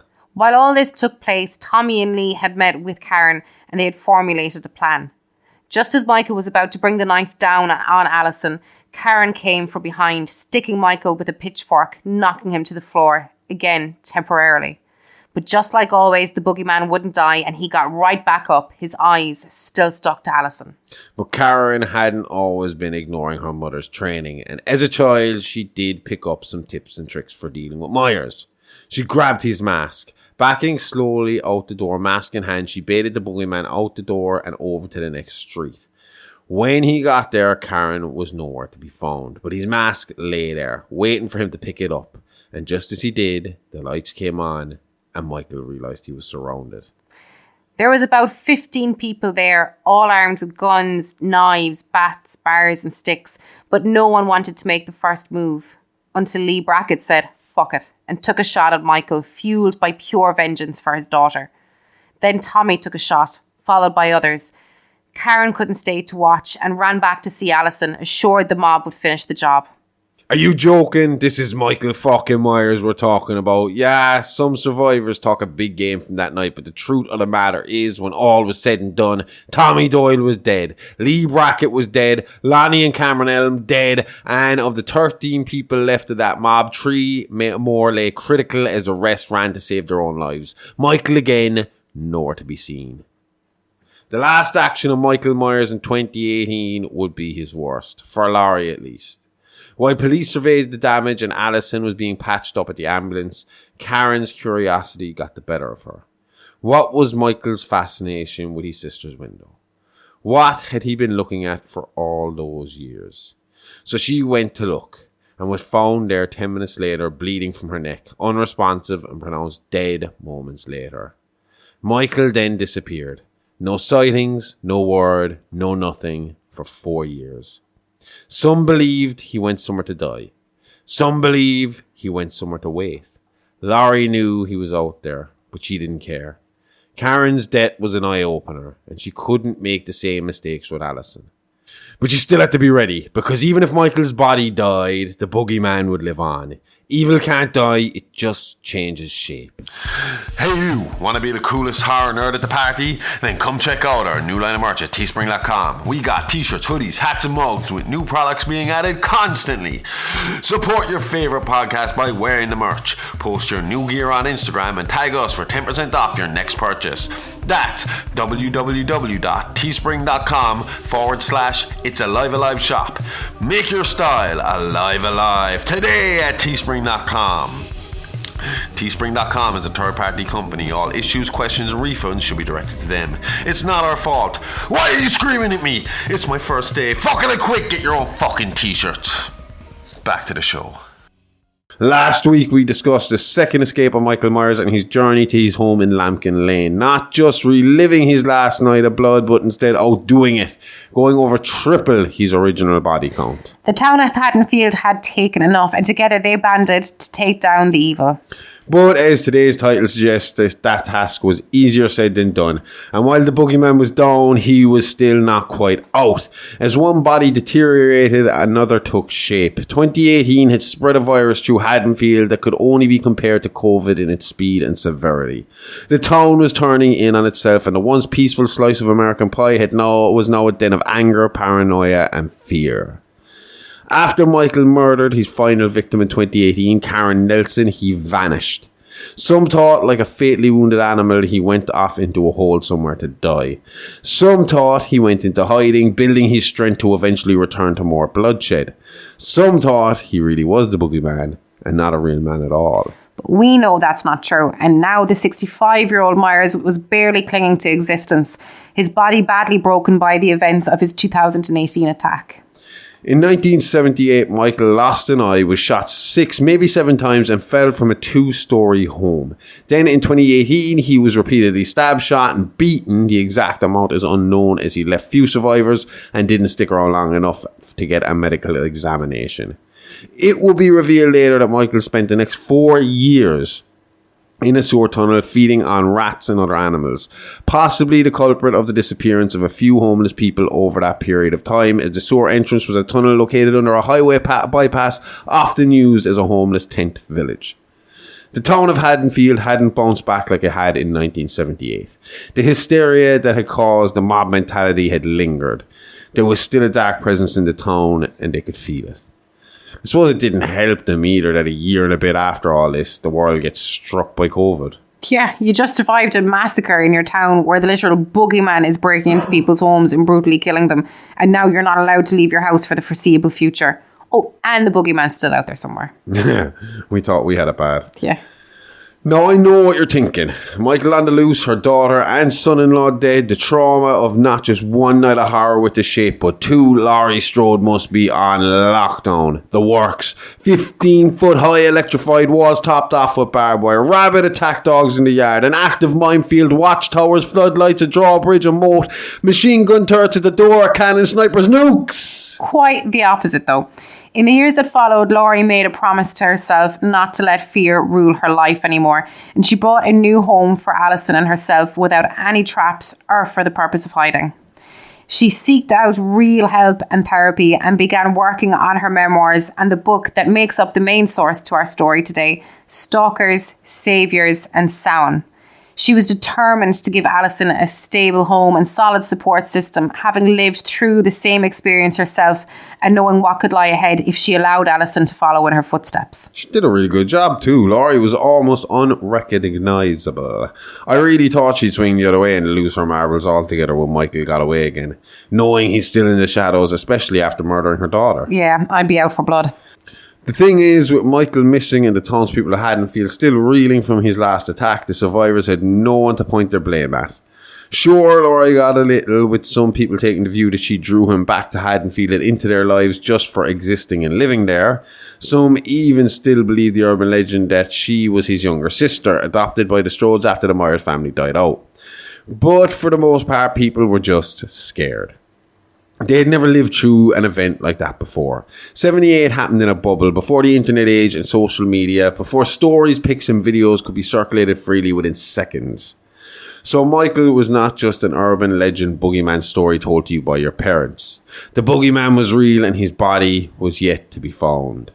This caused some to believe there was a paranormal link. How could a monster such as Myers just simply disappear? Maybe he was an evil entity. A monster that could take any shape, or maybe it was the fear he projected on the town that would shape the next generation of evil. Either way, it happened, and it all started with an accident on Halloween night 2019, Haddonfield. Halloween night 2019, and Roger and Teresa Allen were getting ready to attend a friend's fancy dress party. Their usual babysitter was not available as she was out partying the night away herself.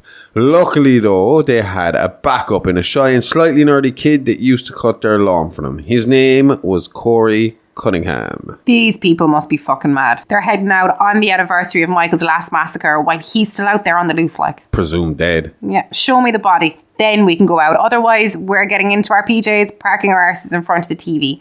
Well, I'm at least. You're standing by the front door with a loaded shotgun. Or we could just not live in Haddonfield. It seems to have been working for us for the last 8 years or so that we lived in the Xna. No one had tried to massacre the village, so touch wood. So far. Corey Cunningham was what you would call an all-around good kid.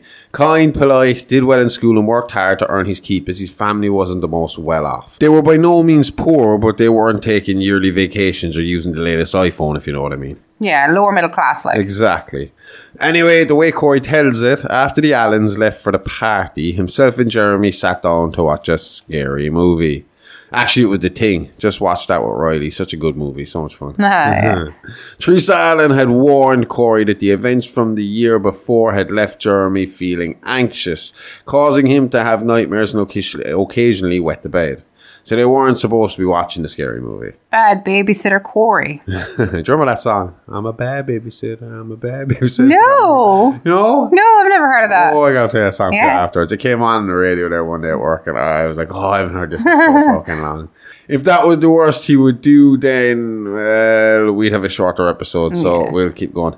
Jeremy, being a little pain-in-the-ass kid, began to antagonize Corey, eventually pissing Corey off, causing Corey to send him to bed. But Jeremy wasn't ready to go to bed, and he ran off telling Corey he was playing hide and seek, and he wouldn't go to bed until Corey found him. Corey played along, searching the large suburban home for Jeremy, giving the kid one last bit of fun before bedtime. This is literally our fucking nightly routine. Yep. Come find him, play hide and seek, and then you find him and he freaks out and he makes you do it again, and then you find him and he freaks out and he makes you do it again. You found me wrong! And then you give out to him and he finally gives up after you do it one more time. Yeah. Fine. And that is parenting. Yep. Jeremy played Corey making a noise in a little room upstairs by the main landing. Once Corey went inside to search for Jeremy, Corey claimed Jeremy locked him into the darkened room. Corey said he began to feel severely claustrophobic, and since Jeremy was not responding to his calls, began to panic after the events from the year before. He began to kick the door out of fear and anger of the situation he had found himself in. Little did he know, or so he says, Jeremy was standing right outside the door, and when Corey finally broke the door open, the blast of the door hit off of Jeremy, causing him to fall backwards and over the landing banister, landing head first on the hard tile below, falling an estimated 25 feet. An accident for sure, and a tragic one. The only problem is Teresa and Roger Allen saw it all from a different perspective, causing the story to become muddled, to say the least. Yeah, as Corey kicked at the door, the Allens arrived home from the party. They claimed that as they reached the front door, they could hear Corey ranting and raving, screaming, "I'll kill you," at the top of his voice. They entered the house just in time to see their only son land with a splat on the floor in front of them. When they looked up, they saw Corey staring back at them, and here's where it gets really weird. He was holding a kitchen knife. When questioned later about the knife, Corey was unable to give an alibi, saying he couldn't remember how it ended up in his hand. But the audio from the home security cameras confirmed his story, clearing him of any wrongdoing and ruling Jeremy's death as a tragic accident. Not a popular decision when it came to Teresa Allen, who believed Corey did it on purpose and hit the bottle hard after her son's death.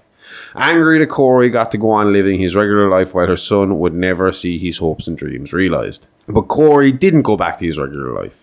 As we said earlier, with Micheal missing, Haddonfield needed someone to blame. And unfortunately, due to the date of the accident, all that attention found its way to the Cunningham household. Corey became a pariah in his community and taking on almost a surrogate role for the Shape. His future was in tatters, his name mud. It's a wonder he didn't just leave Haddonfield. And go where? Again, we're in the age of social media. A quick Google search and we're playing This Is Your Life. Regardless of if you're in Haddonfield, Dublin, Moscow or Alaska, there's no running from your past in this day and age. True, maybe that was his logic. At least he still had his family in Haddonfield as well, even if that consisted of his overbearing, nagging mother named Joan and her husband Ronaldo. Ronaldo owned and ran a scrapyard, and when Corey's college and work prospects fell away after the 2019 accident, he gave Corey a job stripping cars for a living. Corey didn't receive much therapy after the accident and seemed to regress into himself.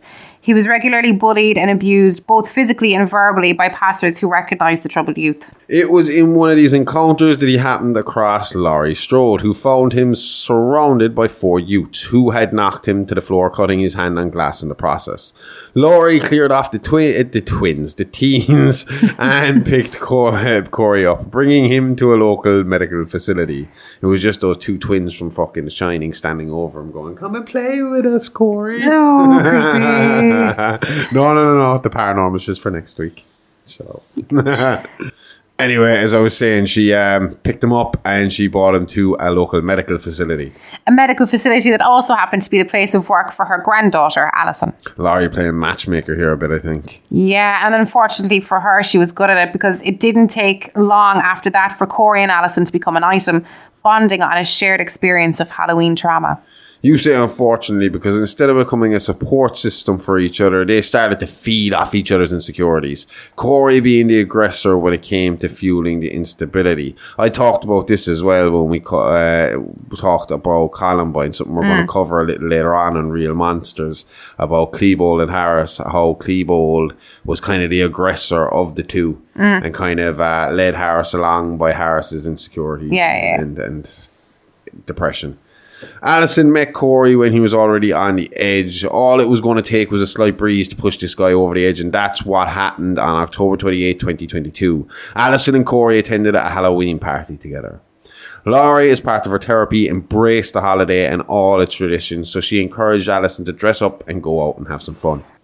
It was at this party that Corey came face to face with Teresa Allen for the first time since the accident, now exactly 1 year ago. The drunk, grieving mother berated Corey, causing him to fumble out the door and as far away from the community that shunned him.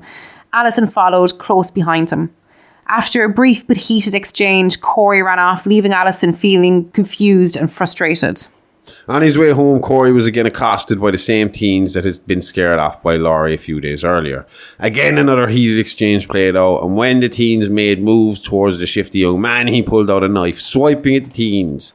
Roadside cameras footage picked up images of the kids rushing him, knocking him from an elevated motorway down about 12 feet, leaving him lying right next to a sewage tunnel entrance. It would be this roadside footage that would eventually lead detectives to Myers' old hideout, but that would be all after the fact. It's believed that once Corey came through, he was accosted by a homeless man. This man would become Corey's first victim and his first official act of murder. Forensics would later put his time of death about 6 hours after Corey fell on the 30th of October. He was stabbed with a penknife, the same knife Corey had used to attempt to scare off the teens the night before. Corey was again caught by roadside cameras, leaving at about the estimated time of death of the John Doe homeless man, and the murder weapon was found discarded close by the scene of the crime, Cunningham's prints and the man's blood all over it. It's believed that this must have been the first time he came into contact with the shape. I mean, we know now Michael was using this section of sewer as a home of sorts. It would be crazy to think that Corey could spend the night essentially on Myers' doorstep and have absolutely nothing happen to him. Crazier again that he could sleep at all there that night and live to tell the tale. Exactly. So the question is, why was he left alive? What happened between Corey and Michael that caused them to bond? Did Michael see the evil in Corey's eyes, or was he just too weak and old to work alone now and saw the potential of having Corey as an apprentice? Unfortunately, we're never going to really know. But we can try and put the story together as best we can using common sense and educated guesswork. As Corey began to form this strange relationship with Michael, he formed an even more intense relationship with Alison. Together they began to make plans to leave Haddonfield and the past in their rearview mirror. But before they could, Corey felt he had some loose ends to tie up, some books that needed balancing. And with Michael as his mentor, that meant only bad things to come. After going home to clean himself up, Corey went to visit Alison with the view of making up. This was when Laurie said she first started to have reservations about Corey, saying that there was a change in his eyes. Something was missing from him that was there only a few days earlier. Corey and Alison took a walk, making their way to the scene of Jeremy's accident, the now abandoned Allen household. Bad idea. This guy isn't stable and now he wants to go back to where all his misfortune started. Alison should have seen this wasn't healthy and stopped him. He told Alison we were making paper planes, but he wanted to watch a monster movie. Everything happened so fast. I just wanted it to be a fun night. That's all, just a good night. And then it all went bad.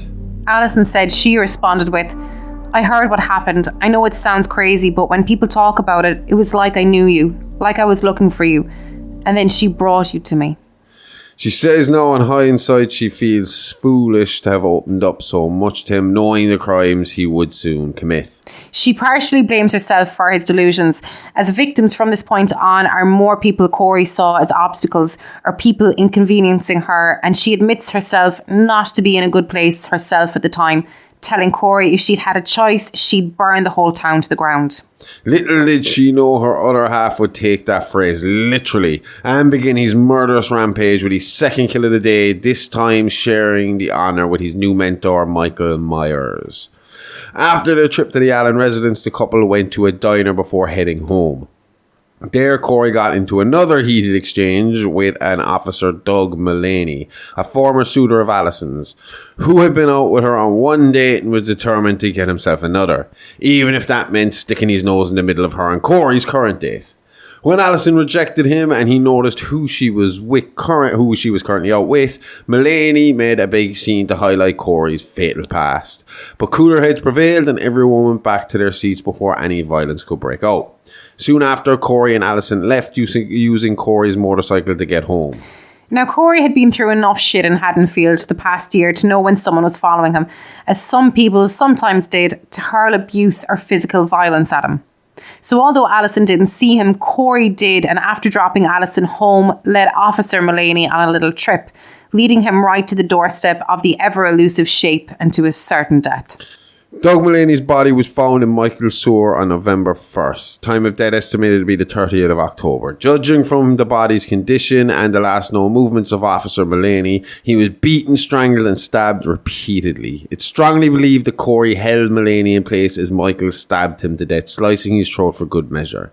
The beast was awake, master and apprentice, ready to take on the galaxy. Had to get the Star Wars reference in. Yep. And the beast was very much back up and running, the bloodlust reignited by Corey's violent offering. Corey, like his aide, would now direct the older Myers and point him at the targets he felt needed to go. Next on his list was Alison's boss, Dr. Tanner Mattis, and her co-worker and head nurse / lover of Dr. Mattis, Deb Jennings. Again, this is a murder Alison unintentionally put in motion. She was complaining to Corey about how Deb had snagged the head nurse job from under her. Not due to work ethic or merit, but due to the fact that she was a good-looking girl who was happy to sleep with the doctor. This slight to Alison was all the motivation Corey needed to feed the pair to the Shape. And so on October 30th, almost as a warm-up kill before the next big night, Corey and Micheal went to the home of Dr. Mattis and sat and waited.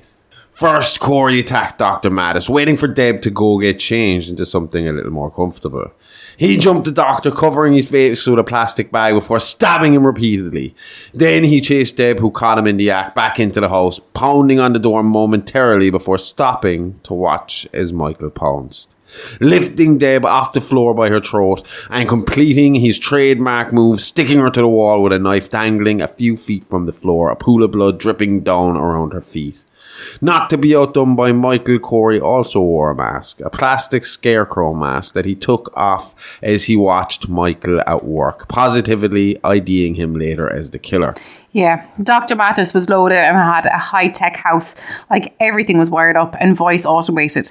He also had the best in-home security and CCTV, so this whole crime was caught entirely on camera. But since their bodies wouldn't be discovered until after the next round of murders, Michael's return to the mainstream had yet to be noticed.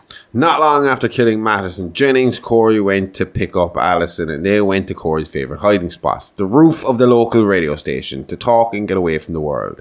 They eventually made enough noise that they got the attention of the radio DJ working the night shift, DJ Willie the Kid. Willie fancied himself a bit of a true crime buff and liked to sensationalise the legends of Haddonfield on his show for ratings. So when he came across Corey and Alison, he knew exactly who the pair were. He basically told them that they were both freaks and that Laurie teased Michael into doing what he did. He then told him to leave his property before they called the police. Nice guy. Should really watch his tongue if you ask me. Mm-hmm. The couple had enough and they decided the very next day they would leave the town forever together. Alison went straight home to pack. Corey went home momentarily, had an argument with his mother, then left and went to sleep in the old Allen house. It was there Laurie found him sleeping the next morning, October 31st, Halloween 2022. Laurie had seen enough evil to know when someone was no good, and although she had no idea how or why, in a matter of just days she had seen this bright young boy she introduced to her granddaughter degenerate into an animal just like her old foe, dead behind the eyes with anger that sunk deep into his soul. The following is an extract from Laurie's book, and it's the conversation she had with Corey that morning. You know, there are two kinds of evil. There's the evil that exists as an external force that threatens the well-being of the tribe. Survival depends on understanding and awareness and fear of physical threat to our daily lives. The other kind of evil lives inside us, like a sickness or an infection. It's more dangerous because we may not know we're infected. Corey asks, Am I a bad person? Are you? Well, we're both fucked up. I want to help you, Corey. Let me help you. Or let me find help for you. You can't have her. Alison is not equipped for this relationship and I will not let her get hurt. So stay the fuck away. Corey, You started this. You brought me in. You invited me. You're the one to blame. If I can't have her, no one will. You want to help Alison? Let her live her life. She has me now. You should give in. You should surrender to that feeling you had the first time you ever looked in his eyes. You secretly hope Michael comes back for you. And I'm a psycho. That makes you a freak show. And with that, Laurie left, hoping to instead talk some sense into her granddaughter. But Laurie wasn't fast enough and Corey quickly contacted Alison telling her to be ready for 9 p.m. at the diner off 74. He also told her Laurie had come to see him, threatening to kill him if he didn't cut ties with Alison. Alison was obviously still in a very emotionally fragile place because she was head over heels for Corey and believed every word he said. As soon as the workday was over, she would return home to grab her things. Then it was bye-bye Haddonfield. In the meantime, Corey had some plans of his own. The apprentice was done learning from the master and it was time for him to take his place in infamy. Knowing that Michael was in a weakened state and tired from the violent activities from the night before, he went to the boogeyman's lair, ready to take the crown and leave the old man to rot in irrelevance, hidden away in the sewers. Again, I don't know how he did it. There must have been a bit of a struggle, but that night it will be Corey Cunningham under the William Shatner mask, replaying the violence it had come to symbolise in the small town of Haddonfield. Makes you think there was a struggle for the mask? Like, is it possible that Michael just passed it on to Corey as a gift, a way to keep his legend alive now that he was unable to perform as he once could? It's always a possibility. I mean, it's not like we're dealing with a rational man here, but considering Michael would soon come looking for that mask back, I'm taking an educated guess and saying he didn't part with it willingly. While Michael might have been down for the count, there was a new boogeyman ready to take his place, or take his shape even.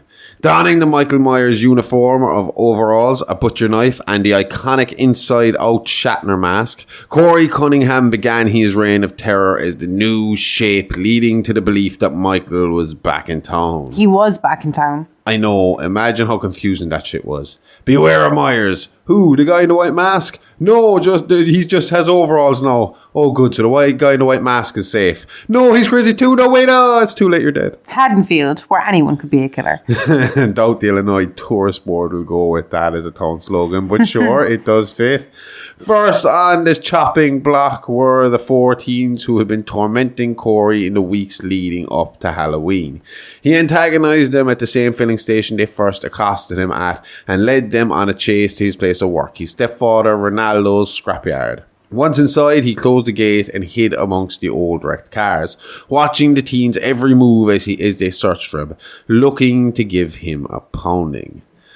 Although they couldn't find him, they did find his bike and they decided to tie a chain to the wheel so they could drag it with their car, destroying it in the process. The ringleader, Terry Tramer, directed Billy Martine to get the car, while Margot Harris and Stacey Main tied the chain to the bike. After a minute or two, Tramer started to call Billy, trying to get him to hurry up. When he got no response, he went to the car himself to see what was the hold-up. There he found Billy dead, sitting in the front seat, a screwdriver driven deep into his right eye. That's when the truck started up and the lights hit the 2 girls who were still left standing near Corey's old motorcycle. The girls took off running for the gate. Stacey got over in time. Margot wasn't as lucky, and just as she reached the other side, the tow truck Corey was driving collided with the gate, crushing Margot beneath it. Stacey ran to her friend's aid, forgetting the threat of Corey was still present. And as she comforted her friend, Corey approached her, wrench in hand, and proceeded to beat her to death on the spot. As we discussed in the mini-show this weekend, Halloween is known for being a time of not just costumes and candy, but when it comes to teens, a time for mischief and vandalism. For this reason, Corey's stepfather Ronaldo was on guard duty at the yard that night. He was watching a movie on his laptop using headphones when Tramer raised the alarm with him. Giving Tramer a shotgun and arming himself, Ronaldo went outside to see what all the commotion was about. CCTV footage, at the scrapyard show Ronaldo coming out surveying the scene, seeing his stepson's handiwork, and in an attempt to save him from Tramer, putting himself in the way of the bullet meant for Cunningham, dying instantly from the shot. When Ronaldo hit the floor, Corey was gone. Where seconds before he stood holding Myers' mask in his hand, now stood nothing but night. Tramer got closer to try and save the still moaning and stuck Margot. That's when Corey crept up behind him, mask now firmly affixed to his face. First he knocked Tramer to the floor, then he took a blowtorch and burned his face off, all as Margot was forced to watch. He then finally put Margot out of her misery, stomping on her head until her skull crushed under the pressure. Next stop was a little closer to home. His mother was found stabbed to death in her favourite chair in her living room. Forensics showed DNA from the slain teens, so we know this murder was next on his timeline. From here, he had one more stop before Laurie's, and this will show you how petty he was. On his way to the Strode home, he stopped off at WRG 94.9 The Urge to pay a little visit to Willie the Kid. He, along with his assistant Susan Prince, were found dead at the station, Willie with his tongue cut out. When he was found, his tongue was still spinning on a turntable. This was one of the first deaths discovered because Willie was old-fashioned and he used vinyl on air, so his dead head and tongue making the record skip did attract some attention from listeners of his show. It also attracted the attention of Laurie Strode, who was desperately trying to get her granddaughter's attention, ringing and texting her in the hope that she might get one more shot to convince her of the truth before it was too late. When you live the life like Laurie Strode, you're bound to get an intuition for this kind of thing. So with that, she locked up, went upstairs, lit a jack-o'-lantern she had on her fireplace, had a whiskey and rang in a suicide to the police. She then took her gun and took a shot. Corey rushed into the room. He had been stalking her the whole time and she knew it. It was the jack-o'-lantern she had shot, and once he was baited into the room, Laurie shot him twice, blowing him down the stairs. Leaving him gasping for air. Laurie once more tried to get through to the mentally ill young man, begging him to give up and atone for his crimes or just get on with it and kill her like he had planned to do. But that's not what Corey had in mind. Laurie's way would just prove her right in the eyes of Alison and just dig her deeper into the pit of Haddonfield. And after all he had done to try and cut her ties, release her bonds, set her free from this dark and dire place, haunted by doom and death. Laurie representing that the most. He'd do anything to ensure Alison's safety and happiness, and that couldn't happen here.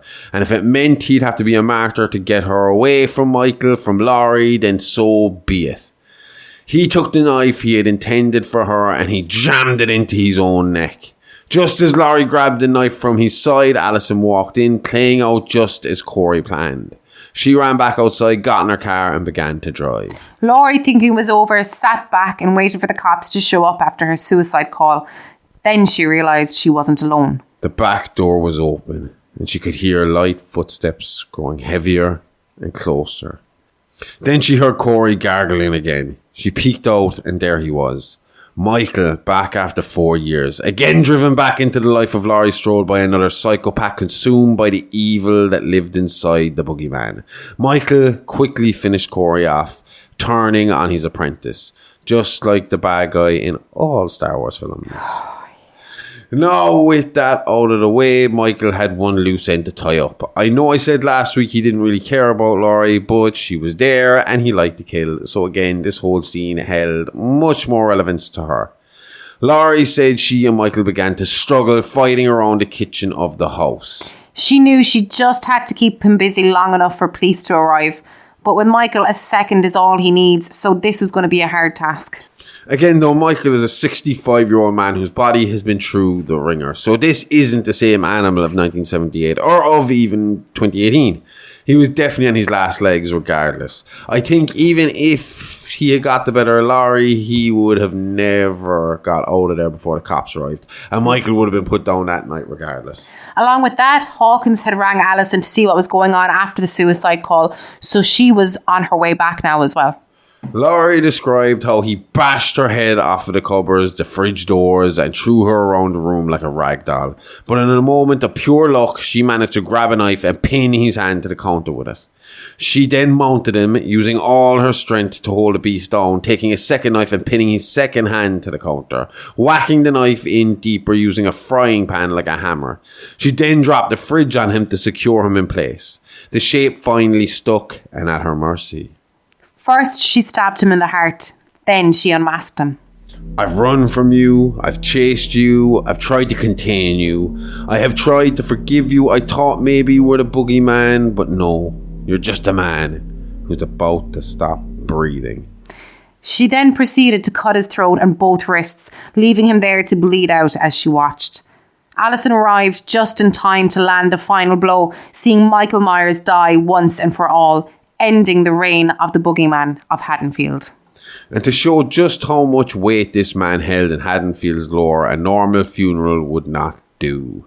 Breaking all sorts of protocol and losing Officer Hawkins and Sheriff Barker their jobs, Michael was strapped to the top of Laurie's car and a procession of sorts began to form behind him as the people of Haddonfield followed the body of the boogeyman to his final resting place. Back to Ronaldo's scrapyard, where his body was dumped into a metal shredder, ripping the shape to pieces, leaving no trace or marker in its place. But even with Michael dead, would the boogeyman stay away, or just like it did with Corey Cunningham, would it just again change shape? Was Michael the tormentor or the tormented? And just like the Cult of Thorn believed way back in the 90s, was he nothing more than a vessel for the hate? I suppose only time will tell. For now, Haddonfield has enjoyed 2 uneventful regular Halloweens and Laurie is happy, travelling the country currently promoting her book. Alison is also travelling, seeing the world and seizing the day, trying to make a positive out of the negative handed she had been dealt in the past. Hopefully they both live happy lives and the story The Shape can fade with time, taking its evil spirit with it. That's it. We're done. The Michael Myers saga is over and our biggest series to date yet. 4 episodes and an anxiety-driven meltdown. What a ride. Great story. A lot of work, I think, but we learned a lot from it. If you enjoyed that, then go see the ingredients that make it all work with our Patreon exclusive shows, Real Monsters, our true crime companion piece to this week's main subject, and Behind the Mask, or now our movie discussion show. Along with that, you get early access to our main show and all of our mini-sodes, all for only $5.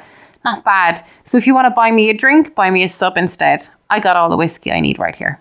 With that, until next week, I'm Dr. Smokenstein. She's Amy Rose. See you next week. Same Alive a Lifetime, same Horrorverse channel. See you. Love you. Bye-bye. Bye-bye.